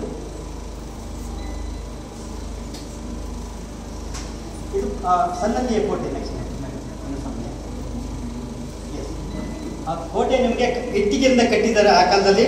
ಅದು ಈಗ ಆಲ್ಮೋಸ್ಟ್ ನೋಡ್ಬೋದು ಇನ್ನೂ ಕೂಡ. ಜೊತೆಗೆ ಕಲ್ಲಿನಹಳ್ಳಿಯಲ್ಲಿ ಸಿಕ್ಕಂಥ ಒಂದು ಸ್ತೂಪ, ಅದು ಗೊತ್ತಿದ್ದಾಗೆ ಅತ್ಯಂತ ಇಡೀ ದಕ್ಷಿಣ ಭಾರತದಲ್ಲಿ ದೊಡ್ಡದಾದಂಥ ಸ್ತೂಪ ಅಂತಂದರೆ ಅಮರಾವತಿಗಿಂತಲೂ ದೊಡ್ಡದಾದಂಥ ಸ್ತೂಪ ಅಂದರೆ ಈ ಕಲ್ಲಿನಹಳ್ಳಿಯ ಸ್ತೂಪ. ಇದು ಆ ಕಾಲದಲ್ಲಿ ಮಹಾಚೈತ್ಯ ಅಂತ ಕರೆದಿದ್ದಾರೆ. ಇದು ನೆಕ್ಸ್ಟ್ ಇಲ್ಲಿ ಅಶೋಕನ ಮೂರ್ತಿಯನ್ನು ಸಿಕ್ಕಿದ್ದು. ಇದು ಸ್ತೂಪದ ಒಂದು ಕಾಲ್ಪನಿಕ ಚಿತ್ರ. ಈ ರೀತಿಯಾದಂಥ ಬೃಹತ್ತಾಕಾರದಂಥ ಸ್ತೂಪ ಪ್ರಾಚೀನ ಕರ್ನಾಟಕದಲ್ಲಿ ಇತ್ತು ಅನ್ನೋದಕ್ಕೆ ಹೈದರಾಬಾದ್ ಕರ್ನಾಟಕದಲ್ಲಿ ಇದ್ದುದನ್ನು ನಾವು ಸ್ಪಷ್ಟವಾಗಿ ನೋಡ್ಬೋದು. ನೆಕ್ಸ್ಟ್ ಒಂದು ಮೇಡಮ್, ಆಗಿನ ಕಾಲದಲ್ಲಿ ಅರಸರು ಹೇಗಿದ್ದರು ಅಂತ ಅನ್ನೋದಕ್ಕೆ ಒಂದು ಶಿಲ್ಪವನ್ನು ನೋಡ್ಬೋದು. ಹೀಗೆ ಅರಸರ ಆಸ್ಥಾನ, ಮಧ್ಯದಲ್ಲಿ ಅರಸ, ಜೊತೆಗೆ ರಾಣಿ, ಸೇವಕರು ನಿಂತ್ಕೊಂಡಿದ್ದು ನೋಡ್ಬೋದು. ಇದು ಮೊಟ್ಟ ಮೊದಲ ಬಾರಿಗೆ ರಾಜ ಯಾಗಿದ್ದನಂತ ಪ್ರಾಚೀನದಲ್ಲಿ ರಾಜನ ಒಂದು ಕಲ್ಪನೆಯನ್ನು ಮಾಡಬೇಕಂದ್ರೆ ಈಗ ನಿಲ್ಲಿಸಿದೆ. ಕಿರೀಟ ಇರುವಂಥದ್ದು, ರಾಣಿಯ ಪಕ್ಕದಲ್ಲಿ ಕೂತಂಥ ರಾಣಿ, ಆ ನಂತರ ಅರಸ ಆ ಸಿಂಹಾಸನದ ಅಥವಾ ಆಸ್ಥಾನದ ಆಸನದಲ್ಲಿ ಕೂತಿದ್ದನ್ನು ನೋಡ್ಬೋದು. ನೆಕ್ಸ್ಟ್ ಒಂದು ಸರ್, ಚಾಲುಕ್ಯರ ಬರುವಿಕೆಗೆ ಮುಂಚೆ ನಾವು ಹೇಳ್ಬೇಕಂದ್ರೆ ನೆಕ್ಸ್ಟ್ ಒನ್, ಕುಯಿಂಗ್ ಸ್ಥಾನ ಕೊಟ್ಟಂಥ ದಾಖಲೆ ಭಾಳ ಇಂಪಾರ್ಟೆಂಟ್. ಭಾರತದ ಶಾಸನಗಳು ನಮಗೆ ಹೇಳ್ತವೆ, ಅನೇಕ ಚರಿತ್ರೆಯನ್ನು ಕಟ್ಟಿಕೊಡ್ತವೆ. ನೆಕ್ಸ್ಟ್ ಒಂದು, ಆದರೆ ಒಬ್ಬ ಪ್ರವಾಸಿಗ ನಮ್ಮ ಭಾರತದ ಒಂದು ಕಲ್ಪನೆಯನ್ನು ಕೊಟ್ಟದ್ದು ಕುಯಿಂಗ್ ಸ್ಥಾನ ಅಂತ ಹೇಳಿ. ಉತ್ತರ ಕಾಲದಲ್ಲಿ ಬಂದಂಥ ಕುಯಿಂಗ್ ಸ್ಥಾನನ ದಾಖಲೆಗಳಲ್ಲಿ ನಮಗೆ ಕೊಟ್ಟಂಥ ದಾಖಲೆಗಳು ನಮಗೆ ನಮ್ಮ ಮಿರರ್ ಅಥವಾ ಒಂದು ಕನ್ನಡಿ ರೂಪದಲ್ಲಿ ನಮಗೆ ಕಂಡು ಬರ್ತವೆ. ಆ ಕಾರಣಕ್ಕಾಗಿ ಕುಯಿಂಗ್ ಸ್ಥಾನನ ಒಂದು ದಾಖಲೆ ಯಾವುದೇ ಒಂದು ಇತಿಹಾಸಕ್ಕೆ ಅಧ್ಯಯನ ಮಾಡೋರಿಗೆ ಭಾಳ ಪ್ರಮುಖವಾದಂಥ, ಯಾಕಂದರೆ ನಾವು ಅಲ್ಲಿ ಕೊಟ್ಟಂಥ ದಾಖಲೆಗಳನ್ನು ಆಧರಿಸಿ ಎಷ್ಟು ಪ್ರೋಗ್ರೆಸ್ ಆಗಿತ್ತು ಅಥವಾ ಎಷ್ಟು ಹಿಂದುಳಿದಿದೆ ಅಂತ ಅನ್ನೋದಕ್ಕೆ ಇವರ ಕೊಟ್ಟಂಥ ದಾಖಲೆಗಳನ್ನು ನಾವು ಪರಿಗಣಿಸಬೇಕಾಗಿತ್ತು. ನೆಕ್ಸ್ಟ್, ಅದು ಅವನು ಬಂದಂಥ ರೂಟ್ ಇದು. ಆ ಕಾಲದಲ್ಲಿ ಬೌದ್ಧ ಧರ್ಮದ ಪ್ರಮುಖವಾಗಿ ಭಾರತ ದೇಶ ಆ ಕಾಲದಲ್ಲಿ ಬೌದ್ಧ ಧರ್ಮಕ್ಕೆ ಹೆಚ್ಚು ಪ್ರಸಿದ್ಧವಾಗಿತ್ತು. ಆ ಧರ್ಮದ ಬಗ್ಗೆ ಅಧ್ಯಯನ ಮಾಡೋಕ್ಕಾಗಿ ಅವನನ್ನು ಆ ಕಾಲದಲ್ಲಿಯೇ ಬೌದ್ಧ ಸಂಸ್ಥೆಯವರು ಭಾರತಕ್ಕೆ ಕಳಿಸಿರ್ತಾರೆ. ಅವನು ಭಾರತಕ್ಕೆ ಅನೇಕ ಸ್ಥಳಗಳನ್ನು ಭೇಟಿ ಕೊಟ್ಟು ಇಲ್ಲಿದ್ದಂಥ ಪವಿತ್ರ ಗ್ರಂಥಗಳನ್ನು, ಶಾಸ್ತ್ರಗಳ ಗ್ರಂಥಗಳನ್ನು ಚೀನಾ ದೇಶಕ್ಕೆ ತಗೊಂಡೋಗಿದ್ದಾನೆ. ಅಲ್ಲಿ ಚೀನಾದಲ್ಲಿ ಅವುಗಳನ್ನು ಚೀನಾ ಭಾಷೆಗೆ ಅನುವಾದಿಸಿ ಆ ಕಾಲಘಟ್ಟದಲ್ಲಿ ಬೌದ್ಧ ಧರ್ಮ ವಿಸ್ತಾರಕ್ಕೆ ಕಾರಣ ಆಯಿತು. ಇವತ್ತು ಅನೇಕ ಬೌದ್ಧ ಧರ್ಮದ ಅನೇಕ ನಮಗೆ ಶಾಸ್ತ್ರಗಳನ್ನು ನಮ್ಮ ಬಗ್ಗೆ ಕಳೆದುಕೊಂಡಿವೆ, ಅವೆಲ್ಲವೂ ಇವತ್ತು ಚೀನಾದಲ್ಲಿ ಸಿಗ್ತಾವೆ. ಅವನ್ನು ಹುಡುಕಬೇಕಾದ್ರೆ ಭಾರತದ ಅನೇಕ ಶಾಸ್ತ್ರಗಳು, ಬೌದ್ಧ ಶಾಸ್ತ್ರದ ಗ್ರಂಥಗಳು ಚೀನಾ ಭಾಷೆಯಲ್ಲಿದ್ದಾವೆ. ಮತ್ತೆ ಅವನ್ನು ಭಾರತಕ್ಕೆ ಅನುವಾದಿಸಿ ನಾವು ಓದುವಂಥ ಒಂದು ಕಾಲ ನಮಗೆ ನಲ್ತದೆ. ನೆಕ್ಸ್ಟ್ ಈಗ ಹೇಳಿದ್ದೀನಿ ನ್ಯಾಷನಲೈಸೇಷನ್ ಆಫ್ ದಿ, ಅಂದರೆ ರಾಷ್ಟ್ರೀಕರಣವಾಗುವಂಥ ಕಲ್ಯಾಣ ಚಾಲುಕ್ಯರ ಕಾಲದಲ್ಲಿ ಈಗ ಹೇಳಿದಂಥ ಶಾಸನಗಳಲ್ಲಿ ಕಂಡುಬರುವಂಥ ಶಾಸನಗಳು, ಕನ್ನಡ ಶಾಸನಗಳು ಇಡೀ ದಕ್ಷಿಣ ಭಾರತದ ಒಂದು ವಿಘಟನೆ ಆಗುವಂಥದ್ದು. ಅಂದರೆ ಪ್ರಾದೇಶಿಕ ಹಿನ್ನೆಲೆ ಇರುವಂಥ ಭಾಷೆಗಳ ಉಗಮ ಈ ಕಾಲಘಟ್ಟದಲ್ಲಿ ನಾವು ಸ್ಪಷ್ಟವಾಗಿ ಶಾಸನಗಳಲ್ಲಿ 1000ರಿಂದ ಪ್ರಾರಂಭವಾಗಿ ನಮಗೆ 14ನೇ ಶತಮಾನದವರೆಗೆ ನಿರಂತರವಾಗಿ ಭಾಷೆ ಸಮೃದ್ಧಿಯಾಗಿ ಬೆಳೆಯೋಕ್ಕೆ ಕಾರಣ ಆಗಿತ್ತು. ಅದಕ್ಕೆ ಕಾರಣ ಅಂದರೆ ಅಲ್ಲಿರುವಂಥ ಕಾಲಘಟ್ಟ ಪ್ರಮುಖವಾಗಿದ್ದು ನೋಡ್ಬೋದು. Next one madam, next one,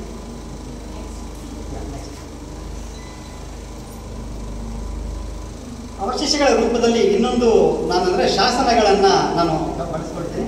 ಈ ಮುಖ್ಯವಾಗಿ